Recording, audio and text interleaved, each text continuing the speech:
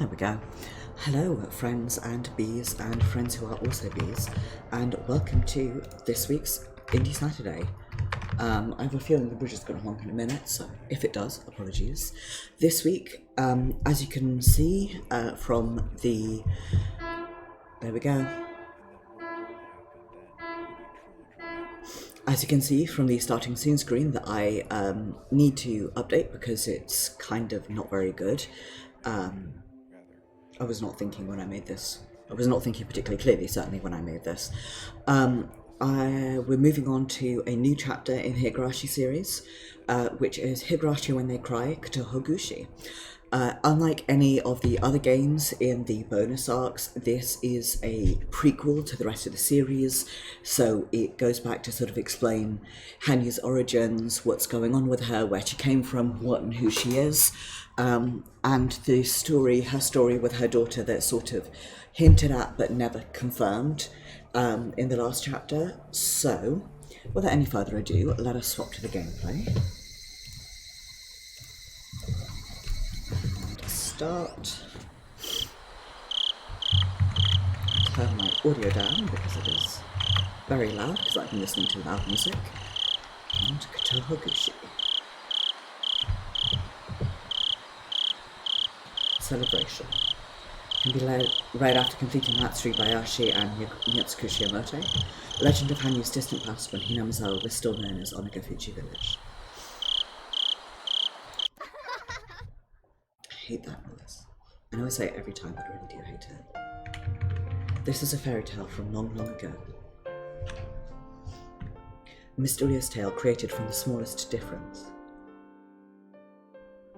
A tale of the bonds of a family who lived earnestly for others and prayed earnestly for others.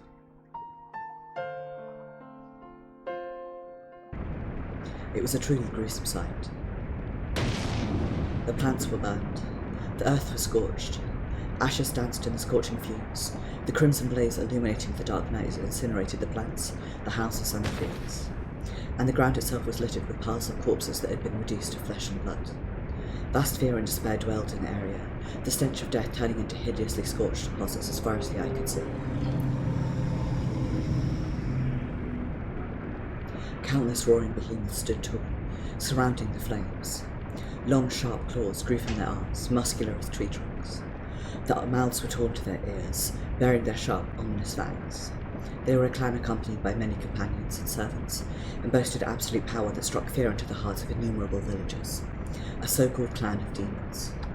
On mere whims they would attack villages, wreck crop fields, and slaughter and massacre man and beast alike.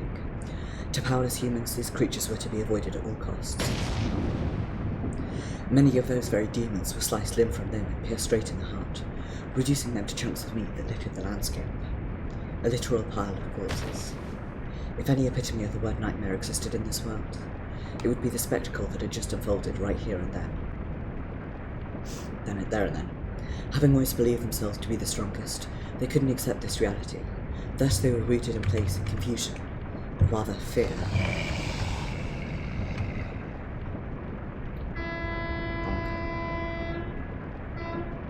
An even larger demon emerged from a short distance behind the other demons. The humans in the village called it the chief, for it understood human language and could express its murderous instincts, yet it also possessed far greater power than the other demons. Furthermore, the demons followed its order as their leader, believing and never doubting its absolute might and menace. But this time, the chief's loud roars contained an echo of bewilderment, as well as fear that went beyond that. They were already on the level of shivers, which only grew stronger after it recognized the presence moving within the roaring hot flames. I'd expect nothing less than the strongest Putus himself. Of course, this wouldn't be enough to defeat her. Despite that, the demons all gazed sinisterly at the blazing wall of flames to ward off their unrest, roaring as they bared their claws and fangs at the ready. I have forgotten how to read English out loud, clearly. All their muscles were bursting to their limits, filled with atrocious power. Their violent instincts swelled so much that their joints creaked. However, their bodies quivered and their hearts pounded all the more fiercely. The ceaseless beads of sweat that dripped down their entire bodies weren't simply from the flames and intensity of the fight. Yeah, Samuel. Gonna struggle with these names, I can see. Eventually, a figure emerged from the flames and revealed its form. Its cloak fluttered with its calm step as its long bluish-purple hair danced in the wind. Furthermore, a pair of sharp, ominous horns were sticking out of its head, exactly like the demon's. It slowly but surely walked across the charred earth, stepping out in front of the demons. At first glance, it appeared to have the dainty stature of a human woman, but its slender arm gracefully held out a dully shining sword as long as a willow leaf. And even at this moment, its tip was dripping, with copious and seemingly endless amounts of fresh blood. That moment, one of the building's few remaining pillars crumbled, and instantly added to the strength of the fire. The empowered flame lit the figure's back, and the moment its expressionless face was illuminated, the demons shuddered. She's pretty. It was unbelievable. No, it shouldn't have been believable. It was completely unharmed. Its breathing was unperturbed, and its face reflected not even a hint of tension. The only signs of anything abnormal were the splatters of mud and blood on its cloak, and its concealed eyes, steeped in scarlet, were sharp and cold. It stared haughtily at the row of demons with a gaze so cruel it made them flinch. It's like our death trap didn't accomplish anything. They made doubly sure they'd been prepared for the ambush, and things proceeded just as envisioned. They lured it into the village's official estate that they'd been using as a base, and surrounding the residents with overwhelming numbers. Then, when the time was ripe, they activated the explosives they'd sent, blowing the grounds to smithereens. In exchange, half their forces, unable to evacuate in time or with no time at all, were engulfed by the flash and the shockwave, vanishing without trace. And it would have its avenues of escape blocked by the demons, resulting in either death or fatal injury. At least that had been the plan. Hello, Nico. Thank you. I will do. I hope you are doing well.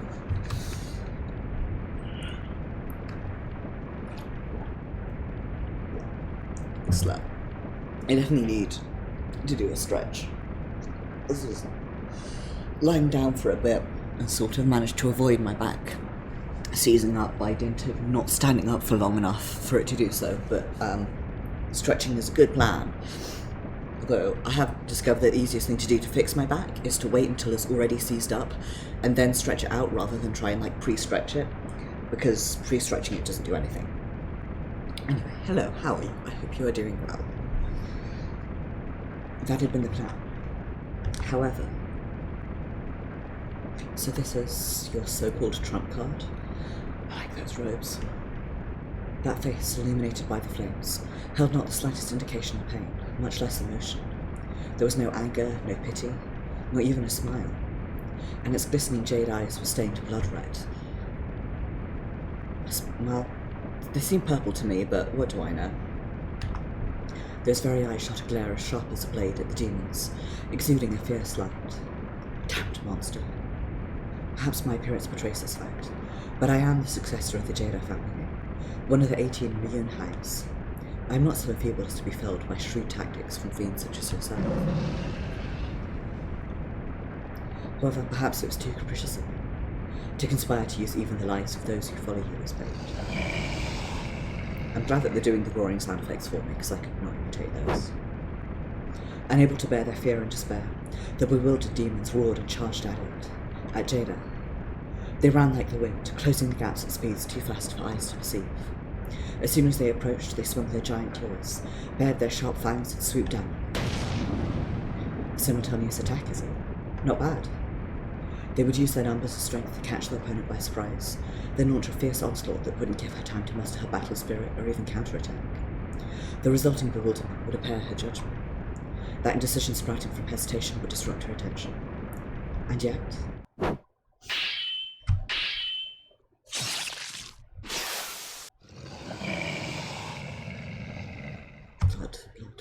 Blood.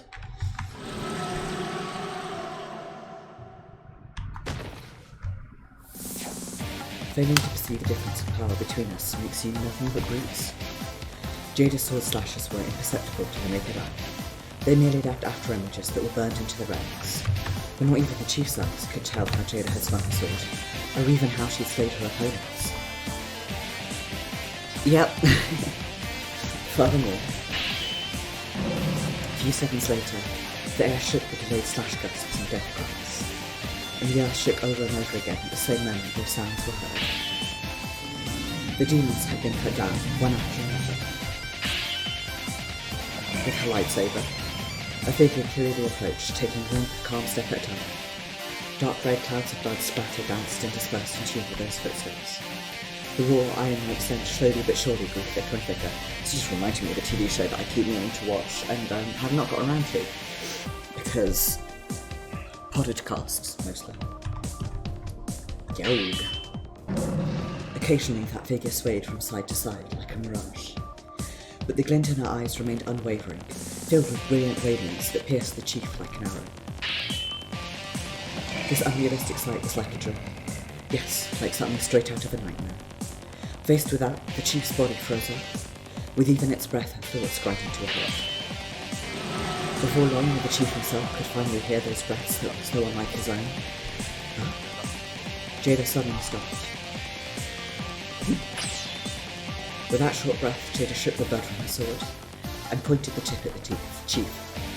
When he finally came back to his senses and looked around, I've really forgotten how to speak out loud.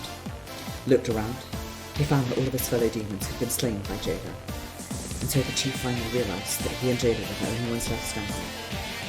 Rome is really working. However, it happened in a flash.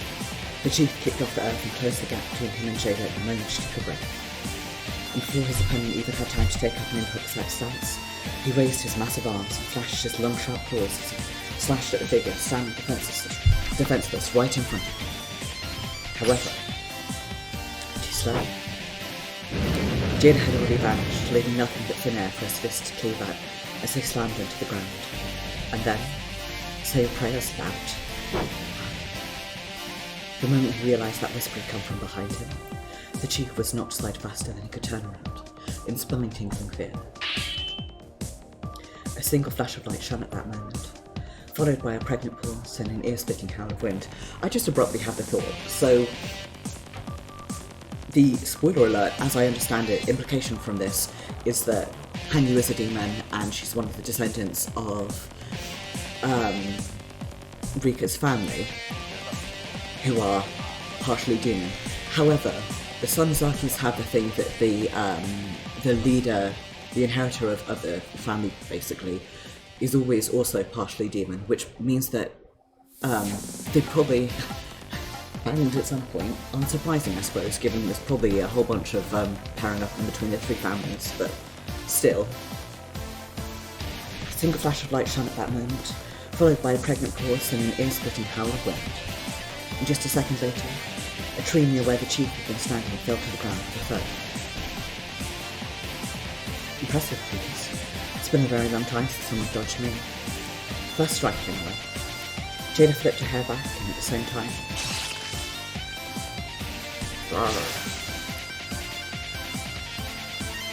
The moment the chief felt a burning sharp pain run through his right shoulder and the base of his left leg, spurts of blood followed. He'd only dodged the first blow. Jada's plans had been to slash at him again once he broke his posture, exposing an opening. And that wasn't all. One of his arteries was severed as if that had been the target all along, gushing torrents of blood even though the wound shouldn't have been that deep. Can't perceive her swordsmanship? Impossible. We're both beauties, so how can there be such a vast difference between us? The chief trembled in shock, completely forgetting about the bleeding and immense pain. Despite them being in different positions, he was a Ryuun just like Jada, and yet the gulf between them was deeply pronounced. Even if she was the strongest, she could be hurt when she grew exhausted, so he planned to whittle down her stamina and overwhelm her with numbers immediately afterwards. Yet it was only now that the chief finally realised how naive his scheme had been.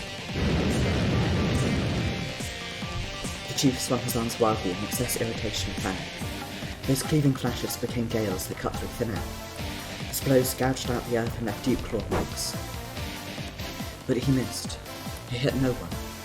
His desperate attack that used all his might, and his arms, claws and fangs that had brought harrowing death and fear to this village and the surrounding settlements, were completely powerless. What's more, his attacks weren't even dodged or parried. Why can't I hit him? The chief went on a rampage, unleashing blood-curdling roars from the pit of his throat while slashing at Jada over and over again. Yet she passed through his blows like they were mirages. He couldn't even graze her. Not her legs, not her arms, and of course not her face, her head dancing in the darkness, or even the cloak moving in tune with her. Jada slashed at every small opening he presented, piercing his limbs, breaking his joints, severing his nerves and gradually denying him his mobility, So we see where, this is clearly where Shion inherited this particular demon's blood. Too slow. Right here. You're wide open. Yeah. It wasn't a matter of speed. It was something more. A difference in dimension of an ability they didn't even possess. With the tendons in his legs sliced, the chief could stand no longer and crumpled to his knees. He couldn't raise his arms anymore, let alone swing them. But Jada just calmly looked down at his tattered body from up close, pointed a blood-stained sword at his nose and arrogantly agreed, "Get up." "What's wrong? That all you got?" "That's it. That's the best you can do." "No, I highly doubt it. This can't be all there is to the self-proclaimed Aegis with Rian blood, who sacrificed so many lives. Now hurry up and show me your true power. Get up. This is exactly why I left your claws and fangs intact." "Damn her. She still has strength to spare. You and your demands that sins be met with punishment. Therefore you have that obligation. Much like the poor humans you've hunted and the brethren you've led to destruction, I have the obligation to be rewarded by enjoying this new task content, serving as a transient comfort to my many years. That's the retribution you deserve." Yow. "Now rise. Then dance for me. Burn your soul and squeeze out your blood to fight. Fight as your blood's instincts tell you to. Fight with hatred and resentment. Fight. Fight. Then die by my hand. Retreat. I can't win this alone. The difference is too great." The chief, no longer hiding his fear, kicked off the ground and turned around, dashing in the opposite direction of Jada. However, "You've no right to run." Jada closed the gap between her and the chief in the blink of an eye, attacking from behind and piercing his lung. In that very moment, a blister of blood erupted from his spit mouth, dying all before him right.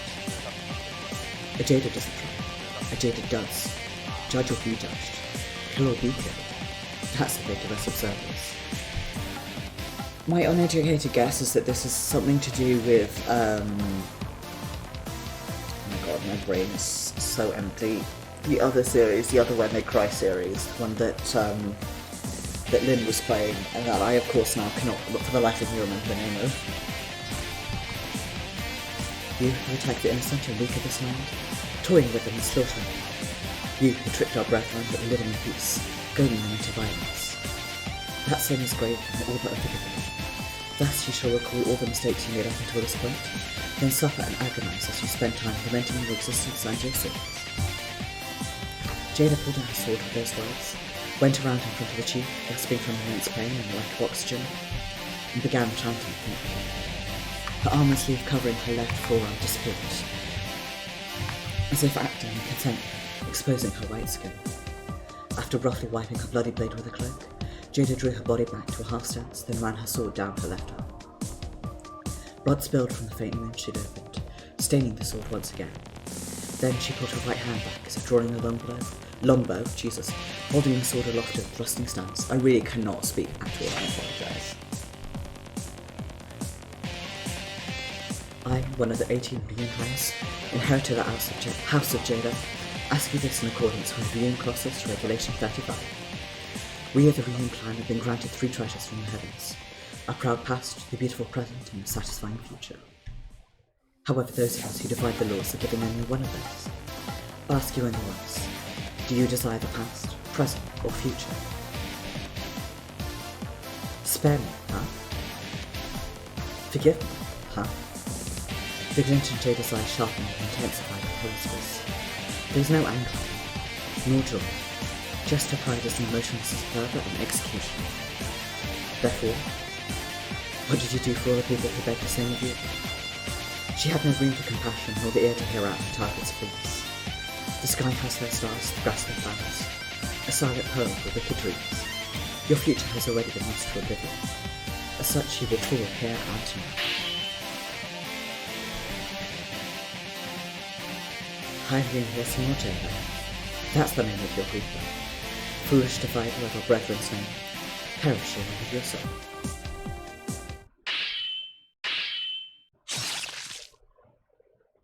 Jag.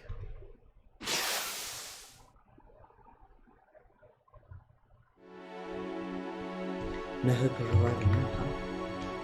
Jada looked at the face of a man lying down in the shadow of a collapsing house and sighed.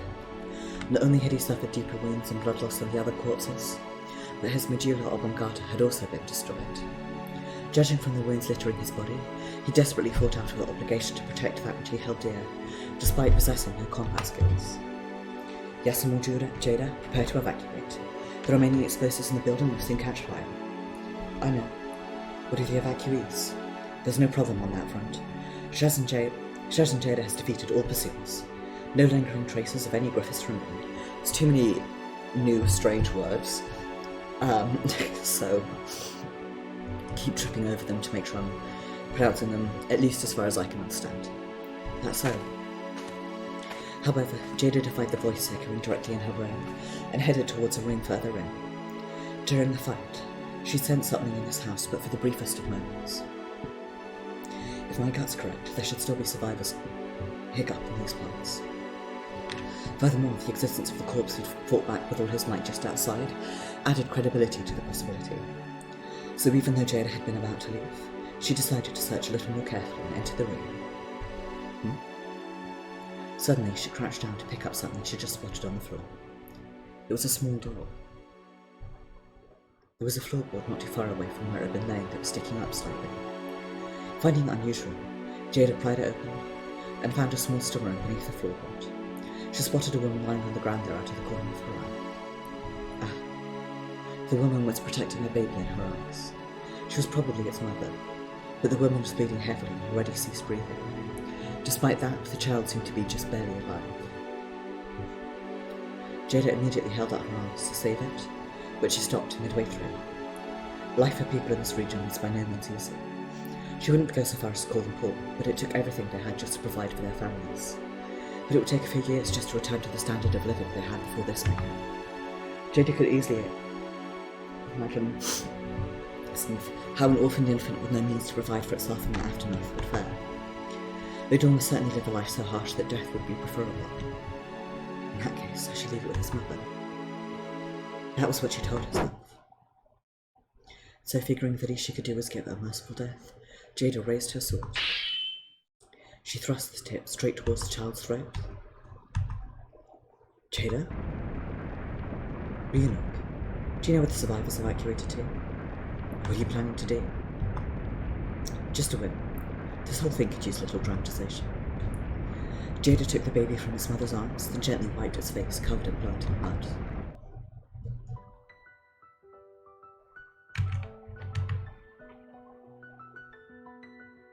The story has long since come and gone. Evil demons suddenly crossed distant mountains and arrived in this land. The demons stole food, attacked livestock, and went on a rampage, doing terrible things to the villagers. But the villagers could do nothing, for those who tried to defend them were killed and had their innards eaten alive. So the villagers started living in hiding from the demons, always holed up in their houses. Not just at night, but in the day too, be it rain, snow, or shine. Yet the demons attacked their houses as if enjoying the thrill of the hunt and continued killing villagers. Eventually, crops vanished from the fields and families were on the verge of exhausting their stores. Then one day, as they were prepared to die, a god emerged from the swamp on the edge of the village. The god had horns just like the demons. As such, the villagers trembled in fear at first, believing a demon had come. But the god did not attack the humans. Instead, the god, wielding a divine blade, exterminated the demons one after another and finally defeated their king. Afterwards, the god appeared before one of the villagers who evacuated to a cave in the mountains, held out a baby to him and spoke. My soul dwells within this child. Therefore, you must raise this child with care and reverence, ensuring death does not befall it. Do this, and I shall defend you from the demons, and bring eternal prosperity to this village. The baby was a boy. The villagers gave the god heartfelt thanks for saving the village, and thus took its words as law, raising the boy as the reincarnation of their guardian deity. So they named the swamp the horned god had emerged from Onigafuchi, eventually calling their own village Onigafuchi Village after the god who'd protected them. The legend of Onigafuchi villages are Yashiro-san.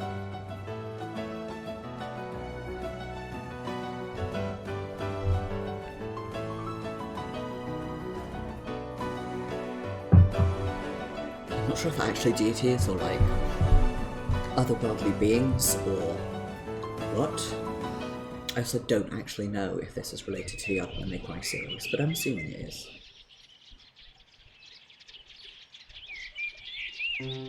There was a small pond through a forest, not far off the path that led to Higurashi. It was originally created when the outflows of a mountain stream had been altered by irrigation to create new rice fields, and water accumulated in the basin.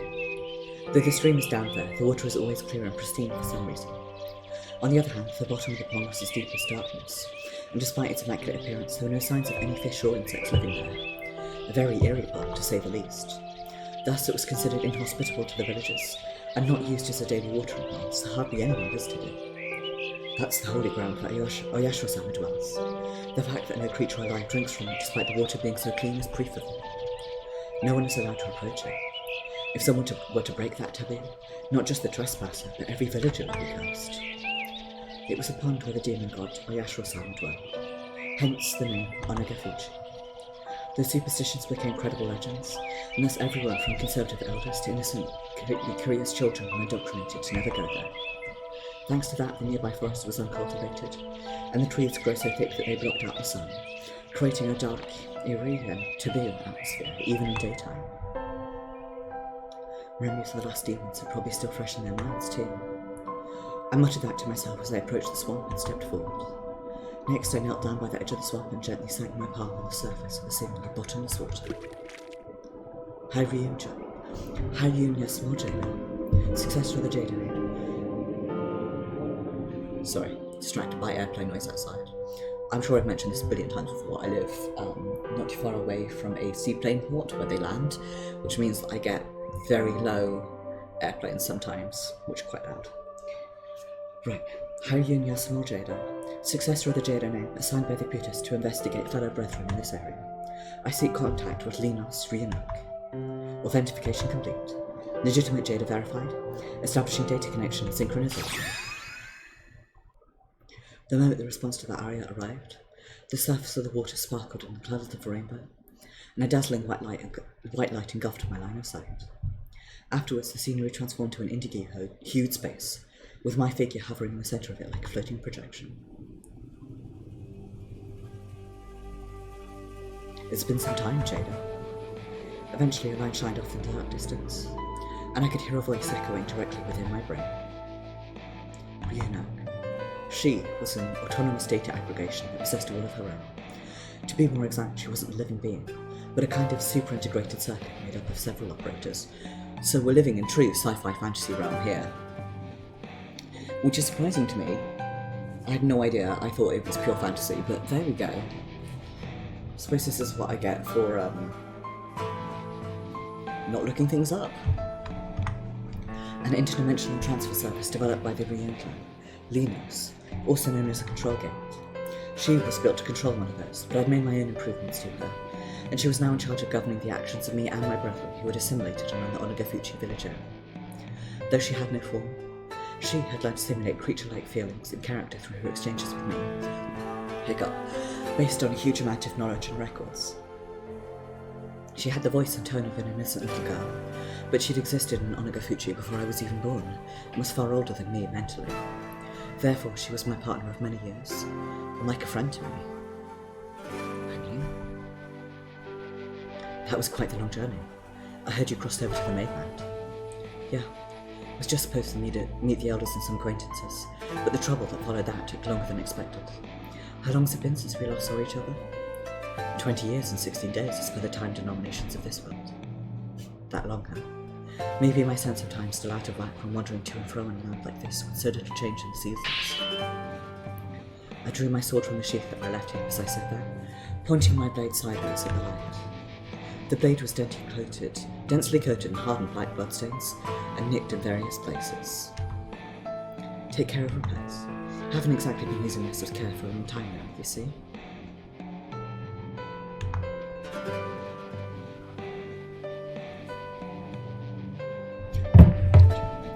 Understood. Right when Ryunok said that, small clusters of grains emitted from the light and flew towards me. They spread wide in my outstretched hand and engulfed the whole sword, as if grabbing it. Bear with me a second, I'm going to look something up.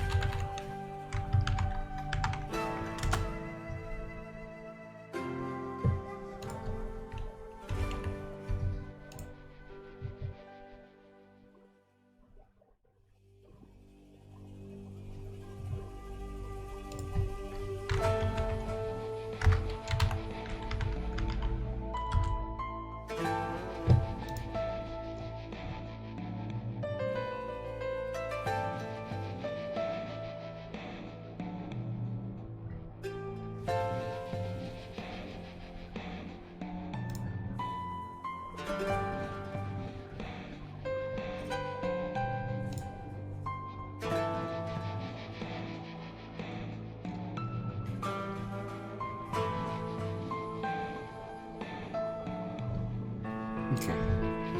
I see. Never mind. I wanted to check something. The thing has been checked. They spread wide near my outstretched hand and engulfed the whole sword as if grabbing it. Think you can make it good as new? No problem. However, it will require approximately 10 rotation periods before it can be fully restored. 10 rotations. That's about as long as it would take to remake it. Not bad. It is being remade. Upon analysis, I discovered that the entire blade is covered in multiple layers of gall and grease that have hardened and fused with the steel structure.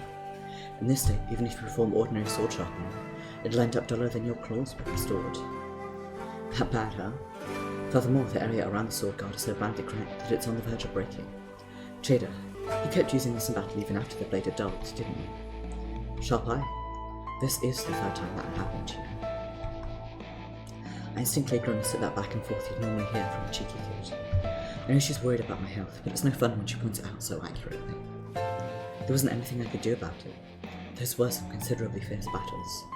I wanted to at least preserve the blade, but the humans' whetstones were so brittle they weren't any use. Besides, bleeded blood of Griffiths can't be washed off with water and cloth. Wasn't that it? I think I recall you saying that once before, and in response I believe I told you the proper way to deal with it, as you requested. That right? I tried playing down that Ryonox honest reminder, but I gave up on making further excuses because the biggest reason was that I slacked off, since actually tending to the blade was a pain in the ass. Since my long-time friends are super integrated circuit, it's only natural she would record every little thing I say and deal our time together. So I can't talk my way out of anything with her. I'll be careful next time. Anyway, I'm counting on you. Understood. On that response, the sword engulfed and light dissolved into particles, turning to a fist-sized sphere that danced through space before being sucked into the source of the light. You may be a tad impatient, but I'll hold onto your sword until it's restored. As long as you stay in this setting, my eyes, ears, and mouth will be able to reach you, so I'll inform you right away if any emergencies come up. I'll use the charged crystal in the sheath as my intermediary, so please do your best to keep it on you. Got it. Sorry for the trouble. Trouble, you say? Managing your sword is my role, and my obligation to support you. Therefore, to adopt pessimistic thoughts regarding my work would mean denying my very reason for existing. Therefore, I know, that's not what I meant. It's more like... I smiled bitterly as I explained the meaning and intent behind my gratitude. To which Ryunok answered, I see. So far I've taught her all sort of meaningless ways to talk in order to kill my boredom. It's the epitome of self-satisfaction, but it's proven useful for killing time in my long existence. Thanks to my efforts, she started lightly reprimanding me and asking me questions, rather than simply affirming my reports like in the old days. Thought patterns and speech centres updated. I shall strive to address this issue. Incidentally, how's your mission on the mainland? I'd be hard-pressed to say it's going swimmingly, but it's not as bad as it used to be. I've worked with other Jada to sniff out Griffiths and took as many precautions as possible in the danger zone. If this works, then we'll be able to deter any sudden Griffiths rampages for the time being. Though some of that was admittedly wishful thinking. We poured our blood, sweat and tears into astonishingly perfect countermeasures this time. If this doesn't work, then all our efforts and casualties would have been a total waste. Earlier, you mentioned something about considerably fierce battles. Not only was it one battle after the next, but the scope was so big that every one of them was a literal battle to the death. For now, the majority of the responsible Griffiths have been eliminated, but it was probably sheer dumb luck that I got out there. In spite of your consummate skills. The hurdles abnormally fast. Would have been kind of troublesome if they'd split up. Although they were clustered in specific areas, so we crushed them individually and managed to win the day. But still, the ones who'd been in charge of those specific areas at the start were almost all outgunned. I couldn't help but shudder at the thought of being in their shoes. Still though, you eliminated them. Were there any demonified Griffiths this time around? Well, yeah, all of them. The symptoms of terminal. There was no saving them. They attacked nearby towns and villages and caused serious damage.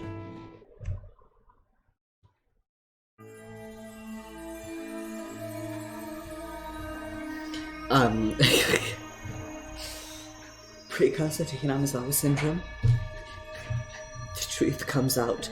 Does Hinamazawa syndrome is actually an alien disease?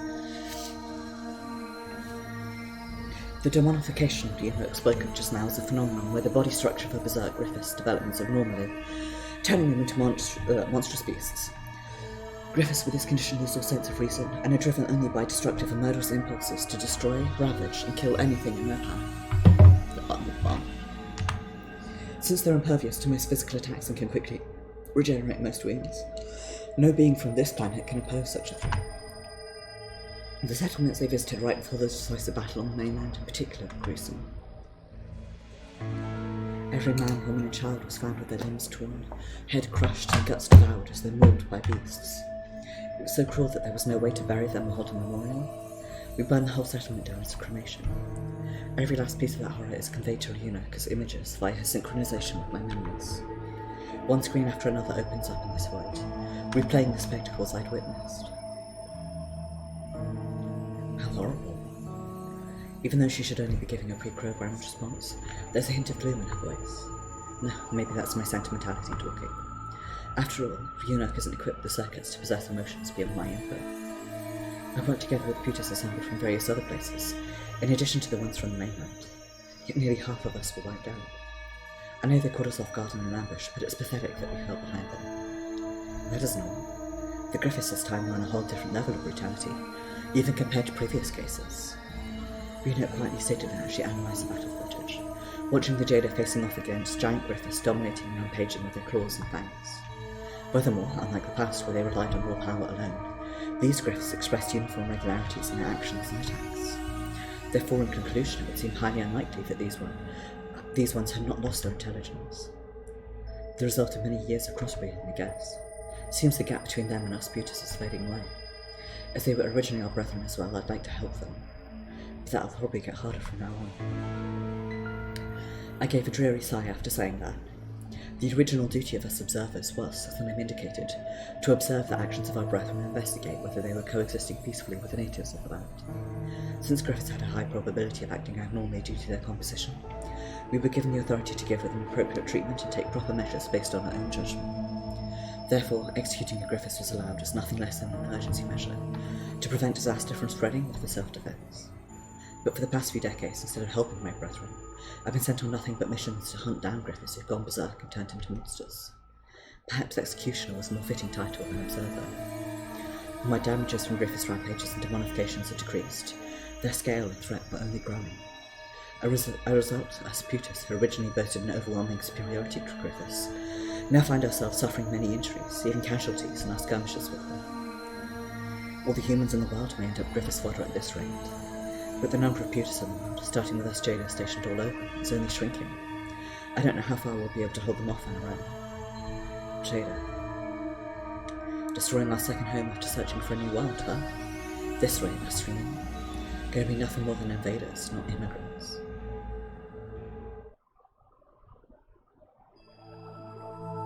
The world my parents, the world the Ryunoke clan lived in, was wiped out long ago. Was it due to war, natural disasters, or just disease? I was born and raised on this world, so I've got no clue. Anyway, the Ryunoke abandoned their home to escape disaster, and chose to cross dimensions and evacuate to this world to survive. They accomplished this via phase transition. The bodies and minds of all creatures are comprised of a collection of electronic signals and subatomic particles that possess a fixed mass. In other words, information. So theoretically, it's possible to move objects by converting them to fixed charge particles, transferring them to a different world, then reconstructing the information at the destination. Based on this theory, my ancestors, the Ryunoke clan, developed phase transition technology, which is classified as parasites in this world. Researchers invented Leonoses, devices that use said phase transition to mediate interdimensional travel to save the Ryunoke clan. Once they were completed, the Ryunoke clan implemented a large-scale immigration plan, and refugees were sent to a world in another dimension, one after another. However, according to Ryunoke's records, the destruction of the Ryunoke homeworld progressed farther than expected, sending the urgency of the immigration plan through the roof. It is said that the refugees, in the desperation to escape the crisis, fell into mass hysteria and lost their cool, rushing to the Leonoses at once and gradually escalating the hysteria beyond control. And thus, in order to deal with the enormous number of people, the formerly awkwardly regulated immigration plan grew sloppier and bushier. I'm going to check a thing. Perhaps that chaos was only inevitable in the face of a literal life and death emergency like that. However, that caused a major problem. The phase transition process actually had a defect. When transferring something to another dimension, it resists objects that exceed a fixed mass. Therefore, mass transfer of mental information pertaining to one's individuality, such as memories and personality, if possible. But physical objects, such as bodies, are unable to pass through the universe, creating a deviation between information signals and the object.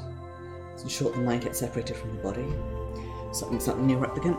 However, this risk only came to light after the majority of the reimplant had transferred, leaving them with no way to deal with it. As a result, most people lost their bodies in the process of passing through the Lenos. For most creatures, that would result in annihilation, but perhaps the Ryun clan had aptitude for phase transition when it came to that. Aptitude, huh? Turned out to be more of a curse than a blessing, if you ask me. Right. Fortunately, the Ryun clan were by nature creatures whose physical and mental makeup was bonded together by high-order molecules and possessed powerful charge and high information storage ability. So they could maintain their life sources solely with mental information, such as their personality, for a fixed time after losing their bodies. Because of that, they lost their bodies and immigrated here as what this world calls ghosts, or astral bodies. So they couldn't last forever without bodies. Those astral bodies, with their intermittent molecular coupling and detachment, have a powerful ability to interfere with nearby organic matter due to their strong electrical charge. Such, if they continue to act in that state for long periods of time, they run the risk of altering their sense of self via unintentional accretion of the various information that comprises this world. At the same time, there was no denying the possibility that this could have negative effects on other creatures, like interfering with their genetic information and rewriting it. Thus, they decided to seek a creature of this world as a medium to possess in order to stabilize their mental information. Those creatures were humans, those who had the greatest capacity to accumulate knowledge. I suppose that's probably how the three great families formed. First, the Ryun clan would possess the bodies of human larvae who hadn't yet developed personalities, fetuses. Next, they synchronized their consciousness with the fetuses as their brain and nervous system developed, fusing with the original personality over a long period of time before eventually maturing into a single personality. In other words, assimilation. The downside was that the Ryun would lose the majority of their memories prior to the possession. Still, it allowed them to survive and retain their original personalities, so many of them went with that option.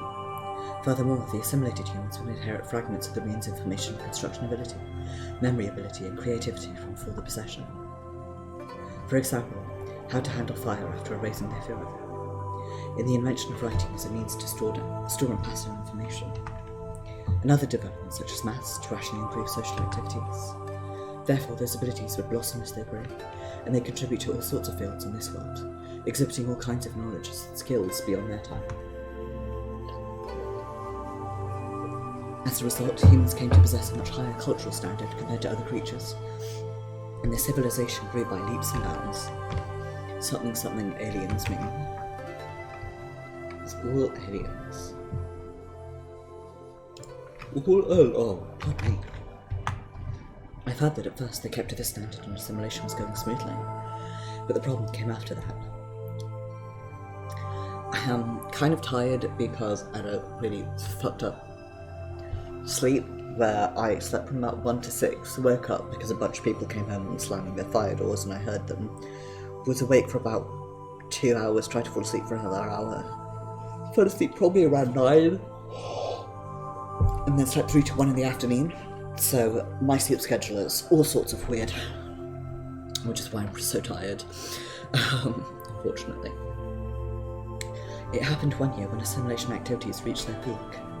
A serious epidemic spread through this world. It is speculated that the pathogen was a mutational outbreak, and may have been brought by the Ryun clan as the after effects of phase transition to this world. The truth really does come out. Does Hinamazawa syndrome is actually really an alien disease. Whatever the case, human birth rates and infant survival rates dramatically decreased as a result, and so the astral bodies who'd chosen to possess them died one after another, without fully assimilating with them. This situation caused a commotion amongst our brethren, who were searching for hosts while still in their astral form after arriving late to this world. After all, the power to maintain their individuality whilst in their astral bodies could only be used up, not accumulated, and if that situation continued for long, their personalities would decay and vanish. Still, it was too risky to possess fetuses and infants, who were extremely weak to the pathogen. So with that thought, some of our brethren who wanted to increase their chances of survival as much as possible began possessing not infants, but rather children and even those on the cusp of adolescence. But this turned out to be the worst possible choice, with negative effects on both the Ryūn and the humans they possessed. In the first place, Ryūn astral bodies were able to assimilate by possessing humans over a period of time as infants, when their personalities were barely formed. So if they instead ended up possessing those two personalities that had already partially formed, it would lead to conflict and rejection with the original personality. In other words, the two personalities would fight over a single body. So naturally they'd engage in a fierce mental struggle to drive the other one out, and the winner would be left with serious injuries. As a result, the competing personalities and individuals fell apart. Their thoughts decayed, and more people appeared displaying abnormal behaviour. Us Jada call those of our brethren who possess those problematic factors Griffiths, half-blooded. Furthermore, amongst Griffiths with serious symptoms are those whose accelerated physical growth process goes out of control due to the effects of the genetic makeup getting mixed up during the assimilation process. The resulting brutality, strength, and overly aggressive impulses manifest as causing harm to nearby natives and brethren alike. Also, there were some of us who'd been living peacefully, but turned into Griffiths via the mental interference ability emanated by other Griffiths. On the mainland, they're likened to monsters such as vampires and ghouls that can infect others. In other words, those who seem to turn abnormal after coming into contact with them are in fact our brethren, who possess the Ryūn factor within them. Furthermore, when Griffiths reach terminal symptoms, they physically mutate with the menacing appearance and abilities, or so-called demonification. That's very cool. The idea of these various monsters and ghosts and vampires and demons being the result of... one of the modern theories for the origins of, for example, vampires is that, or zombies or whomever, is that there were, historically people who would have certain diseases be misunderstood, and so they would be seen to have come back supernaturally. And so this way of explaining it I find really interesting. Also, all, in my opinion, ghost and monster traditions are cool, but I find a lot of the Asian ghost and monster traditions very interesting because they tend to be much gorier than, say, Euro-American traditions, which, I don't know, the goriness tends to come from, how a demon or how a ghost manifests. I don't know. It's good. I really, there is, going off topic here, a book series that I like. It's called Anno Dracula.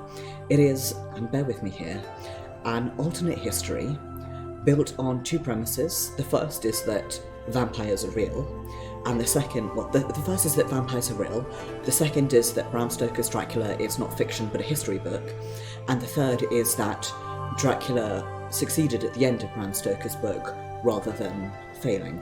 And so that's the basic premise for the whole series, and sort of the role that vampires have in the world. And I don't know if it's the latest, but one of the more recent books is, I believe it's set in Japan. And the idea is that there's a group of vampires who are being persecuted, so they flee to Japan, where there's a sort of compound for various ghosts and vampires and monsters and etc., where they're stuck in there, but they won't be persecuted. I can't remember any more of it, but I really enjoy that series. I need to reread it. In order to enjoy it, you kind of have to accept the first two premises of vampires are real and Bram Stoker's Dracula is a history book, not a fiction book, which are difficult, but because it's an alternate history, so it follows roughly various events of the history of our time, and it has a lot of references to primarily fictions, but also some non-fictions, from sort of Euro-American and then the later books in Japanese tradition. So there may be several of the vampires have are named after notable vampires or other monsters in like horror books or horror films, horror short stories, that sort of thing. Which, you know, I'd say notable as in probably notable to a dedicated audience, and I don't get a lot of them. But some of them you do. Like there's the reference to Carmilla, Dracula, obviously, and so on and so forth. So anyway, so-called demonification. As a result, Griffiths who have gone berserk, changed into beasts, lose their sense of reason and literally become demons who attack humans. The Griffiths have rampaged, raged and dominated in many different places, leading to the rise of all sorts of urban legends. Man-eating demons, soul-stealing devils, ghosts who wield mysterious strength. The birth of religions and magic in the same time period is likely related to these influences. With no physical way for the native humans to resist those berserk Griffiths, all they could do was flee their onslaught.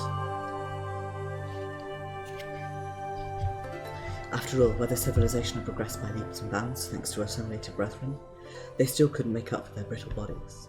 Apparently there were some brave souls who formed factions dedicated to using all available arms to repel the Griffiths, but those almost always ended in tragedy. However, saviours appeared before them, those who possessed the power to oppose the tyranny of the Griffiths and strove to stabilise the world while maintaining reason. The ones who advocated that and took up arms against them were from the Ryū clan, much like the monsters. Early immigrants who had luckily managed to arrive in this world with their original bodies intact. It is we of the Ryū clan who bear the sin and responsibility of creating those monsters and bringing about these meaningless tragedies. Therefore, we have an obligation to pluck out the seeds of this disaster and destroy them ourselves. Since they hadn't lost their original bodies, they still possess their high physical and mental capabilities even after transferring them. And so, as the enemies of the monstrified Griffiths, they dubbed themselves Putus, purebloods. The Putus decided that stopping the rampage of the Griffiths was their race's duty and responsibility, and thus set out to deal with the incidents caused by Griffiths all across the land. And then the 16 Putus families who played a central part in these duties were eventually called the High, amongst our brethren. Furthermore, the Jada, a family who possessed powerful combat abilities even amongst the other 15 families, took on the role of observers to keep an eye on berserk Griffiths and their descendants. Thanks to the Putus efforts, Griffiths who'd been causing mayhem in various areas were gradually hunted down, and the natives of this world who'd been off the verge of destruction regained their original peace. In that sense, the world of perverse Putus may have contributed to the preservation of this world, even if only a little. But even those of us with such outstanding abilities had a tragic fate. Come to think of it, Jada, I heard you worked with other Jada on the mainland this time. Was it Shazen Jada, who we met previously? Jada? Shazen fell in battle. Not just her. We lost 4 in this battle with the Griffiths, meaning there's only a handful of Jada left now, including me. I heard there were Jada even on the mainland who had children there. They all died young of disease. The High already have enough trouble conceiving as it is, so... I let out a dreary sigh. I didn't want to lie. The tragic fate imposed on us Putus was our extremely low birth rate. While the Ryū did indeed live rather long, they were by no means immortal. Thus, the Putus focused their efforts on the birthing and rearing of children at the same time as the execution of their mission. But successes were few and far between. I was one of those very rare exceptions, and with this previous mission I'd finally become the last exception. Shazen was ambushed by Griffiths, and by the time I got there it was too late. If only I could have repaid her for what happened 20 years ago. I see. Now that I was saying it out loud, I felt the regret I'd nearly forgotten welling up right back up. Shazen Jane was one of my fellow observers, who'd been assigned to the region south of the island nation's capital. Like me, she was one of the select few being born in this world, so her death hit the eldest just as hard. With her death, I was now the only young Putus left.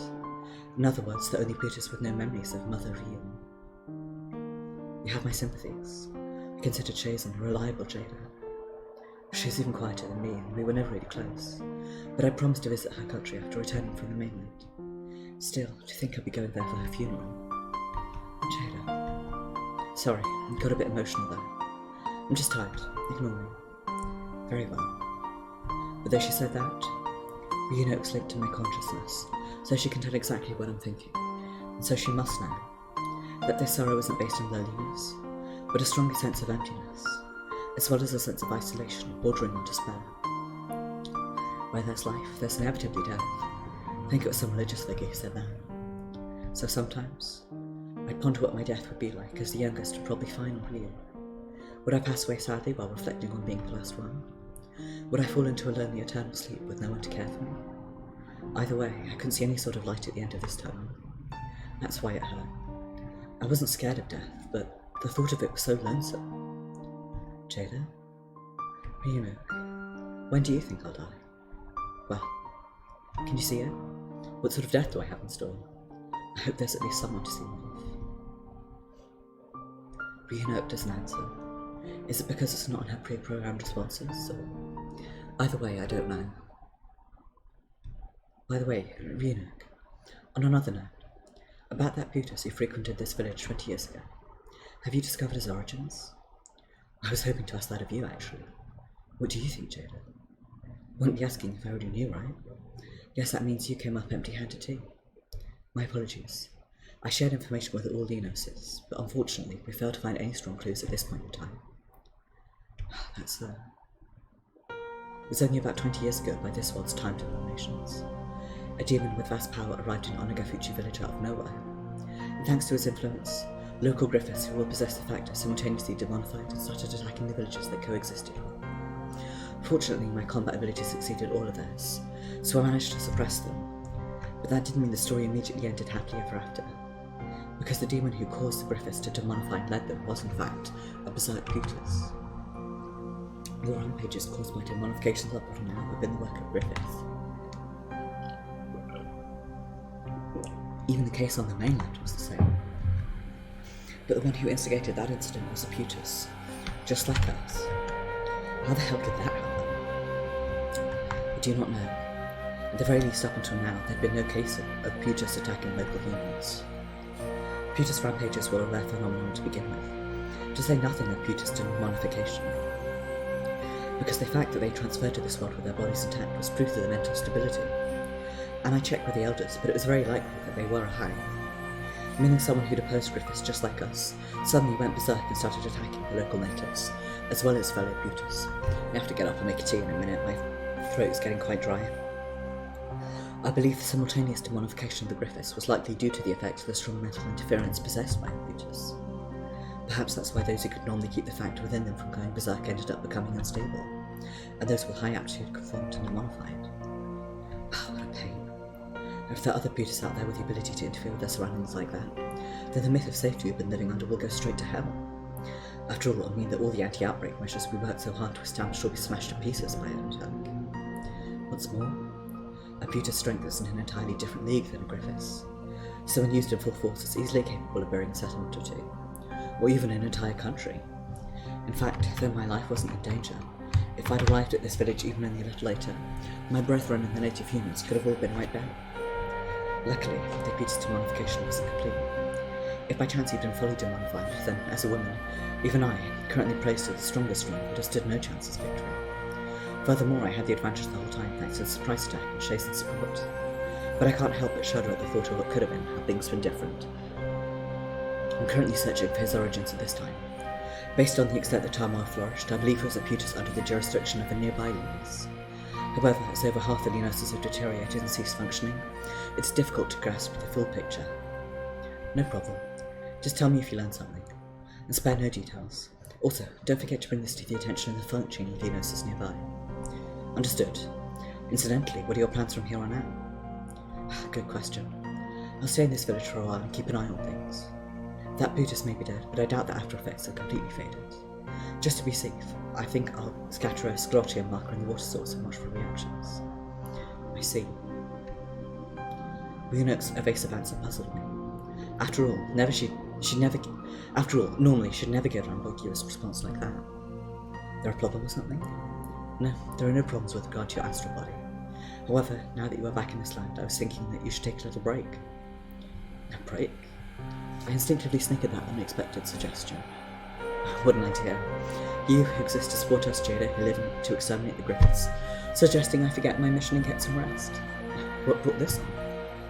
With all due respect, you're tired, Jada, to the point where it's having a serious effect on your mind and body. Therefore, I highly recommend stepping away from your duties for a while. Tired? I'm not. This is proof of it. Ryuno displayed various numerical diagrams and illustrations in front of me after saying them. They indicated my physical state. In particular, there wasn't indeed an irregular disorder in my movements and delay in my judgment in the battle footage viewed earlier. Even I couldn't help but click my tongue when each and every error was pointed out to me. You've been pushing yourself too hard lately. In a sense, one could say you've gotten stubborn. I do not know when it comes to protecting yourself, but you've been attempting to protect your brethren and humans under attack during battle, all while pushing the limits of your abilities. I was created by Ryun technology and constructed in accordance with Ryun ideals. Therefore, I understand your earnest attitude towards your mission is exemplary, and your actions are completely in the right, and for that I commend you. However, I believe that intervening in the fate of the natives of this world, the humans, and not just the mistakes of the Ryun, is exceeding your responsibilities. Even the Ryun homeworld had a being called God, much like this world. It was a symbol of authority and power that could create all fate and influence the lives of all things in the world. In fact, according to my records, when the end of the former Ryun homeworld was nigh, there were many who gave up and accepted the fate, claiming that the coming doomsday was caused by God's wrath. It sounds like they wanted to die. But even there, God was absolute, and no one could change a fate brought upon by him. Yet you were trying to challenge that God, and you realised that it's possible. Am I incorrect? Jada, I think your sincerity is wonderful, but you don't need to drive yourself so deep into a corner, do you? You are a Ryun before you were a Jada, a child of immigrants who discovered their new home in this world. So? You sure don't mince words, huh? You've really grown into something quite like us, haven't you, Ryun? Jada. Sorry, I went too far. Even I noticed that my tone's grown pretty harsh, so I sincerely apologised. I'm not sure if Yunuk understands my apology, but even so, in all my years of knowing her, she's been a valuable conversation partner, and I never wanted to treat her like an object. I think you tell me the same thing. Huh? Nothing. I shrugged instead of answering, then looked up and replied with a slight jest. We'll talk about a break another time, but maybe you're right about me being tired. I'll go out and take a bath today. That okay? Understood. The usual place I see. Yeah, shouldn't be any prying eyes around here. But just to be safe, several animals have recently moved there from a neighbouring mountain. There are several types of carnivorous beasts among them, so please be cautious. You really think a mere beast will get the better of me? I see your point. I apologise for the meaningless one. Okay, see you later. I turned around after that answer. Light covered my vision again, and at the same time a floaty sensation raced through me.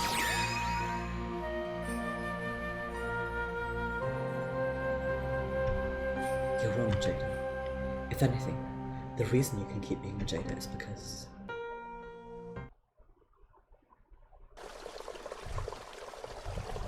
Okay, I'm gonna save here, because I'm nervous, primarily.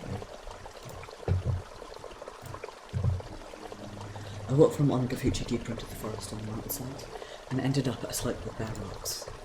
It was there that a spring turned into a mountain stream that fed the swamp, and even further in was a waterfall and a small watering pond.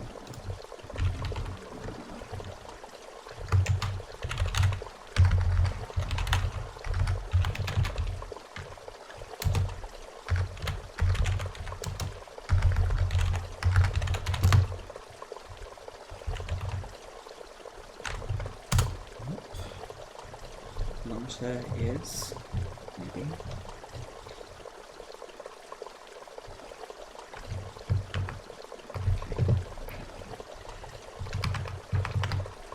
Okay. There the spring turned into a mountain stream that fed into the swamp, and even further in was a waterfall and a small watering pond. This place sure hasn't changed. Countless trees stood tall on the slope a little bit above, and I could see what appeared to be several beast trails. However, the depths of the watering hole were in the shadow of the rocks, so with that and the roar of the waterfall, it was likely no one would notice me even if they came by.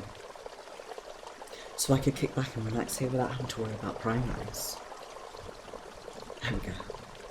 I took off the cloak I was wearing and casually hung it on a nearby tree, then returned from my astral body to my solid body.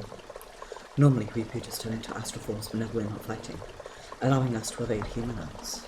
The ability to convert from a visible solid body into an invisible astral body is one of the special abilities that the Putas obtain during the phase transition. It doesn't just affect your visibility. When in astral form, you're freed from the limitations of this world's law of physics, such as contact with objects and air resistance. wasn't an ability I used frequently in times of peace, but I deliberately used it to avoid frightening the villagers with my appearance. Though it's a pain that you can't enjoy the feel of water and wind unless you want something cool. I muttered that in my head as I stepped into the watering hole completely naked and sucked myself in. I couldn't help but smile at the comforting coolness of it. This really is the best. I bathed in many rivers, ponds and lakes, but I like this one the best. The sunlight filtering through the trees sparked gently off the water, creating a cosy atmosphere. Air was a bit lively with the sound of birds chirping off in the distance. Occasionally I noticed freshwater fish moving in the shadow of the rocks, and the comfort of directly bathing in a modest waterfall spread through my whole body. The amount of water was just perfect for combing and washing my long hair. I leaned against the rocks and parted my wet eyes, while thinking back on what Hanyuu had said. You were trying to change my voice. You were trying to challenge that god, and you realised that is impossible. Am I incorrect? You're not. I understand that much. I said that to myself and sighed. The elder said the same thing when I went to say goodbye after completing my mission. You're calling off the search for Griffiths? Have you lost your mind? You heard right. Except for certain designated areas, from now on, we'll avoid interfering with Griffiths' activities and let them deal with their own problems. No way. Don't you think that's irresponsible? Present the natives, the humans, don't have the means to oppose demons like Griffiths. You're saying you'll let the world fall to ruin again? We're already reaching our limit of what we can do to stop them on our road. You realise that too, haven't you? I looked over at the row of other beauties standing there, and instinctively shut my mouth. Nearly all of them had suffered injuries, be they light or severe. I myself got wounded in the right arm, and my shoulder, hadn't fully regained sensation yet. Yes, and it would be no exaggeration to say that you, who inherited the blood of your jaded parents and possess unparalleled combat abilities, are the strongest of our race. But unlike you, the rest of us have grown old and weak, and the 18 highs are now few in number, losing their former strength. But even so, besides, we're tired now. My daughter lost her life to illness last year, and Shaze and Jada, another daughter of Jada much like you, died in battle this time. So at present, there's no one but you who we can entrust our duty to. When you think about that, perhaps the Pewters are fated to go extinct right here and now. Back then, we took it upon ourselves to be gods who saved the natives, but that way of thinking itself is arrogant and insolent. Ridiculous. Enraged, I oppressed the elders. There was no way in hell I could accept the mindset that went beyond passive into pessimism, or rather downright resignation. The disasters caused by Griffiths are a poison we brought to this land, and us Highs, the self-proclaimed High Reans, supposed to have the role and obligation to strive to bring peace and harmony between the Rean clan and the humans. I can't abandon those teachings. There's no way this is acceptable. Yasamu, that sin was brought about by our ignorance and powerlessness. We'll bear it for the rest of our lives, even if we're despised, and we'll perish miserably as our punishment. But you're not like us. You are Rean born into this world. You're a resident of this world, and thus bear no obligation to share our fate. No matter how much we struggle, exterminating all the Griffiths will be difficult, and likelihood impossible.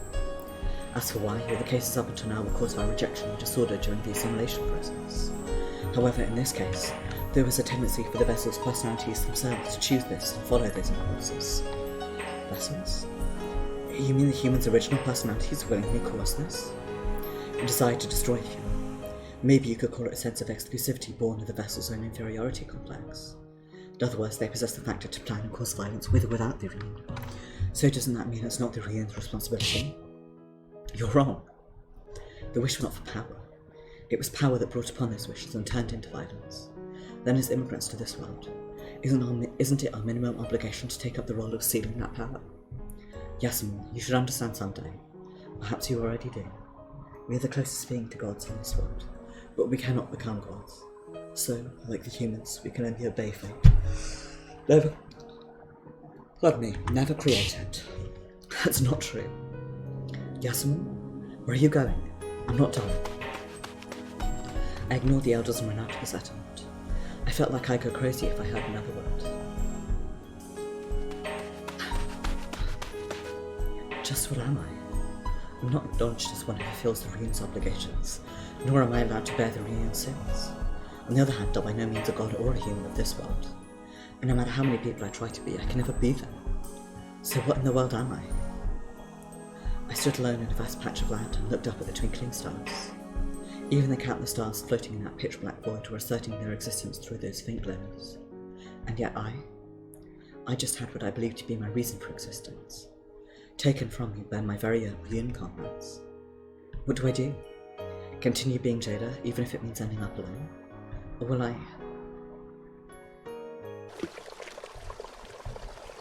I scooped up water over and over and cooled the heat building in my eyes. Then, I suddenly looked at the water surface and grimaced when I saw my face there. If it weren't for these horns... I knew complaining wouldn't change a thing, but I said it anyway. If I didn't have these horns, then I'd likely look just the same as the humans of this world, and could probably live a normal life just as the elders suggested. My power was easy enough to hide, and with Ryuno's help I could probably become fluent in the human's tongue.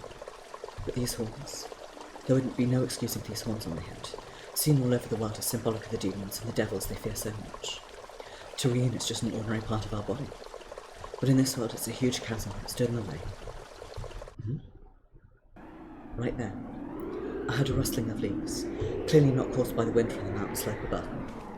It echoed on and off, mixed with the occasional sound of footsteps stomping on the ground. A beast? No, that has to be human. I strained my ears to uncover the source of the sound. On instinct, I fumbled to draw the sword I'd placed leaning against the rocks, but the lightness of the sheath reminded me that I'd left it behind for restoration. I leaned slightly over the rocks and peered into the forest, but unfortunately, whoever was behind this was in a blind spot, and the sound indicated that they were seemingly moving away from me. Out picking edible plants or medicine, huh? Now that I thought about it, there were several plants in this area that could be used as food and medicine. However, since these were in the backwoods far from the human village, all sorts of beasts tended to live here, making it very dangerous for humans. So this was yet another place humans really visited. Badly, albeit for different reasons to their non-good future. Well, whatever. They're just passing by, they should be gone soon. I sunk into the water again. Honestly, my heart was tired now, so I had no interest in hiding and watching them. However, I sensed a clearly different presence from the one I've been monitoring up until now. It had a sinister malice and bloodlust to it. This one was a beast, no doubt about it, and those impulses were clearly focused on one point. Huh? I faintly heard a voice choked with fear and shock, as if to indicate just that. It really was a human, and a man, a young adult at most. The beast was unmistakably after him, and it didn't take much thought to imagine that he'd be killed at this rate. You've been pushing yourself too hard lately. A sensible could say you've gotten stubborn. I do not know when it comes to protecting yourself, but you've been attempting to protect your brethren and humans under attack during battle, all while pushing the limits of your abilities. So I'm a rattler, huh? I recalled what Ryunoga said. As long as the foe wasn't aggressive, I had no obligation to save her. There shouldn't be anything wrong with abandoning him. Scream. I'm not imitating a scream. But as soon as I heard his scream, I got out of the watering hole, and light-footedly leapt over the rocks, running up the mountain slope in a flash. There I found a young human man just as I deduced, and a bear twice my size. The giant bear stepped and looked my way when I suddenly appeared. The distance between them was so short that the young man's head would have been flying through the air if I'd been even a second later. Huh? Who are you? Kept that. I looked over my shoulder as I stood in front of the young man and collapsed on the ground in fear. Gave him that order and then faced off against the bear. He looks a bit like Kanata's dad from Lucky Star. The bear changed the target of its front to me, and once it rose its arms, I immediately kicked the tree next to me and charged at it. I ducked around and blew strong enough to move down the tree and shoved my palm right at the bear's throat. And as it heard its chilling roar right in my ear, I wrapped my right arm around its crooked neck and elbowed it directly in the forehead with my free left arm. The large bear swayed, seemingly disoriented from the violent impact. I just realised that the bear is making the same noise as the siren does in that one Final Fantasy dungeon. Ooh. It's also the noise that Gyarados makes in the raid. The already brittle gravel and pebble footing collapsed onto that horse, and the bear dragged me down as we rolled down the slope. Ooh. Even as we became entangled and intertwined, the bear exposed its fangs and tried to bite my throat. How impudent.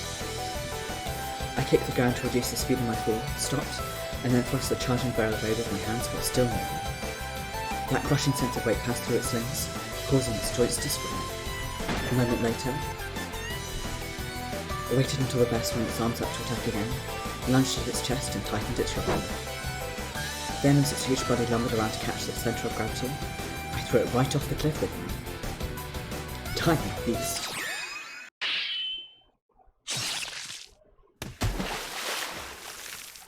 We fell right into the waterfall basin with a booming splash, water scattering everywhere. Problem, bears could swim.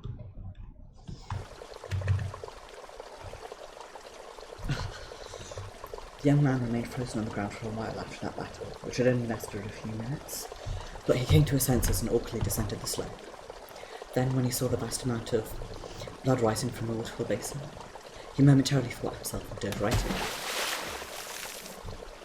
After a short while, the giant body of the bear floated face down on the surface of the water, but there was no one with the sign of the one who'd risked her life to save him.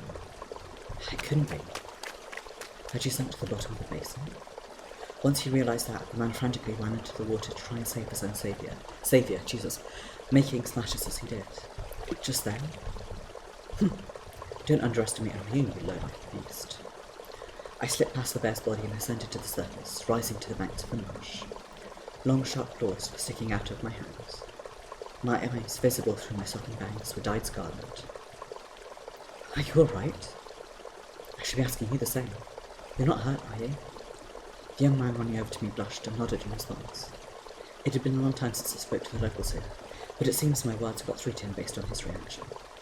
Once I sensed from the young man's expression that he was indeed unhurt, I smiled slightly, retracted my claws, then turned over the corpse of the bear floating in the water inside. Looks like I won't be able to use my favourite watering rod for a while. Now, how to carry the body. Oh, just so we're clear, not a word of this to anyone. You should leave right away. Celebrate your survival. Alright. When I looked back at the young man and observed his reaction, something felt off. I could have understood if he was afraid of me for killing a bear, or if his brain had stopped thinking in the face of this unexpected turn of events. But neither was the case for this young man. Instead, he was blushing and seemed embarrassed about something. Alright. I clapped in understanding. Now that I thought about it, I'd taken off my clothes before entering the watering hole, so at the moment I was... Oh dear. Oh, wait a goddamn minute. I didn't notice because of how quickly I'd run to his rescue, but I wasn't wearing any clothes, which meant that I was currently naked. I let out a scream the likes of which I'd rarely made before, and hurriedly sunk back into the watering hole. When he saw that, the young man came to his senses as though he'd been freed of paralysis, and quickly turned around. How careless! How disgraceful! Bastard. I didn't see anything. Yes, absolutely nothing. I actually had bad eyesight, so I didn't see your naked body at all. And yet you know I'm naked. He saw me. He saw every last bit of me, top to bottom. When I was naked of all times. Something that not even another real one has ever seen since I took up the sword as a child. And it was by a human man of this world of all things. Be honest with me. How much did you see? Nothing. Nothing at all. I just caught a glimpse of your whole body, that's all. He may have been trying his best to pay it off, but it had the opposite effect, stoking my shame and my rage. Then did that mean that this man said that on purpose?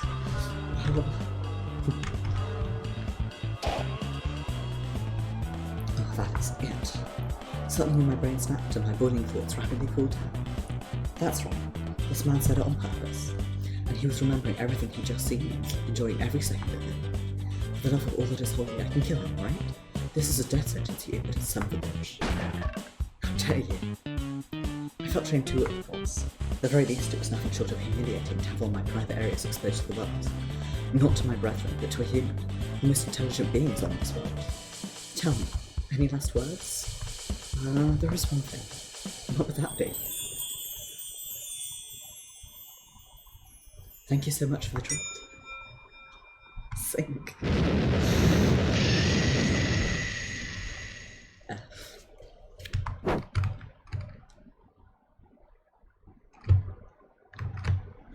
I grabbed him by the neck and chucked him right into the marsh. The young man vanished into the waterfall basin with a giant pillar of water.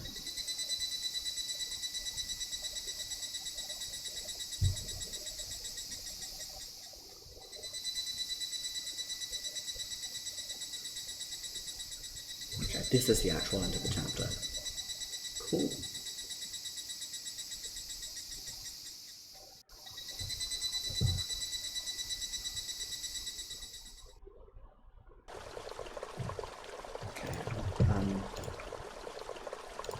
Right over that safe then.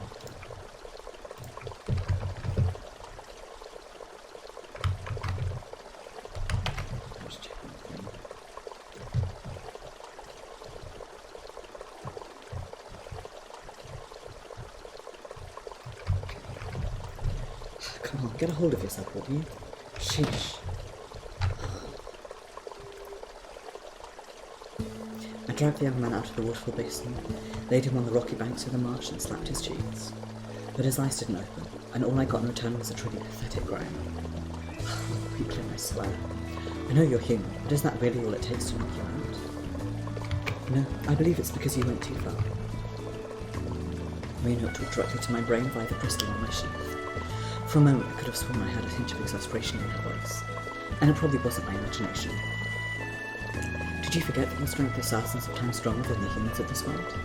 One wrong hit and that rescue would have been completely in vain. That's why I held back. All I did was give him a light pat. That sink, he shouted, sure sounded like I had your full strength in it though. Am I incorrect? I put my clothes back on, but feeling discouraged. Thanks to that, I again remembered how I'd been naked until just a moment ago, sending a flash of shame through me. Really, is it possible to erase this man's memories? The measures involved would be extremely rough, but it isn't impossible, and I do not have the authority to stop you from making that choice. However, no matter how you think of it, this human did not intentionally harm you, and is in fact a victim of your plan. Would you still like to proceed? So basically you're telling me to stop, right? I clicked my tongue at her roundabout way of putting it, but since Greenoak couldn't define it, it was only natural for her to speak that way, though I didn't feel like forcing her to do something she advised against either. However, even I've got morals. Ever since they came to this land, the Hanyuu made a self-imposed oath not to engage in unnecessary killing. It was a reprimand to keep us, with our overwhelmingly superior strength compared to humans, from becoming arrogant and haughty. Of course you could express yourself by using it. However, it was painful to see the violence and folly that lay at the end of that path. Not to mention, if we let that pass, we'd be making the same mistake as the Griffiths who committed crimes and were executed by us. True that my dignity took a serious blow when this human saw me make it, but in my head, I understood that I'd be slighting my pride if I made the foolish choice here. In my head, anyway. You're right. I'll bring him over to you for treatment. You don't mind, do you? That will not be necessary. From what I could tell, he's only suffered a light concussion, so he should be waking up soon. I see. Ow! I suddenly felt a slight pain in my foot and looked down. The top of my foot had been pierced by a broken tree branch and was bleeding. From back then, I kicked the ground rather hard when I was rolling down the slope without bearing, but completely forgot that I was barefoot. Come to think of it, I felt some prickling pain all over my skin. Must be scrapes from the floor. Fortunately, none of them were serious, but since it had been a long time since something originating from this world had hurt me, I felt surprised at the fresh feeling. Something the matter, Jayden? Yeah, just made a tiny screw up. Seems I got hurt. Understood. I'll immediately prepare medicine. It's no big deal. The ointment I've got on hand will be enough to take care of it. Figuring I'd stop the bleeding for now, I sunk my foot into the watering hole and wiped off the flow. Oh, that's such a terrible idea. It's better because it's running water, but there's so much. Especially in stagnant water, so many gross things that can get in. That makes me uncomfortable.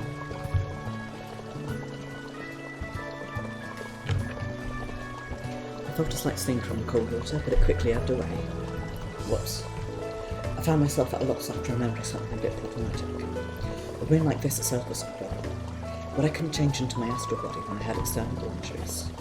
Transformation from a solid body to an astral body was made possible by loosening the bonds of the high-order molecules that comprise our bodies. However, an injury disrupts the structure of that part of the body, leaving you unable to transform back into a solid body, so Unova said. Meaning that at this rate, I wouldn't be able to shift to my invisible astral body and return to Onagafuchi. What will you do? If needed, I shall guide you down a route that will avoid any prying eyes. It's fine. It's not time to fight or anything. I'll just wait until the sun sets. After turning down the Unova's proposal, I looked up and watched the sky turn red. In this season, it probably wouldn't take much time for night to come. Just then... I turned around when I heard it grown clearer than the last, coming from behind me. I saw the young man grab his head, grimace, and get up. Huh? This is... So you're awake? How are you feeling? Huh? The young man noticed my presence and turned to me after hearing my voice. I haughtily looked down on him with a blank expression, trying to hide my shame at having been seen naked. You're... not another word, unless you want your life pressure. Huh? And finally, the young man's eyes widened in surprise when he took a good look at my face. Realizing what that reaction signified, I gave a faint, bitter smile. The horns, huh? Those two horns, a physical trait of the Ryuan clan and the Putas. They're just something we're born with, so we don't particularly take pride in them. But humans tend to detest those with horns on their head. I personally think they're incredibly sexy, so... They've always feared me and called me all sorts of names, such as demon, devil, monster. It doesn't feel good, but I'm used to this reaction by now. And now that he'd seen my horns, the young man probably understood that he was face to face with a demon. I could have played the part, but I didn't want to be considered a demon after saving his life, so instead I urged him in a dignified tone. I am the Oyashiro-sama your people speak of. I'm a god. Therefore, you must speak of what you've witnessed to no one, though I don't believe anyone you tell would even believe you. I heard the young man gulp slightly. As expected, it seemed to have had quite the effect on him, between the power I used to slaughter the bear and him being a firm believer of the Oyashiro-sama faith. Should you speak of this to anyone, a fitting disaster will fall upon you and your family.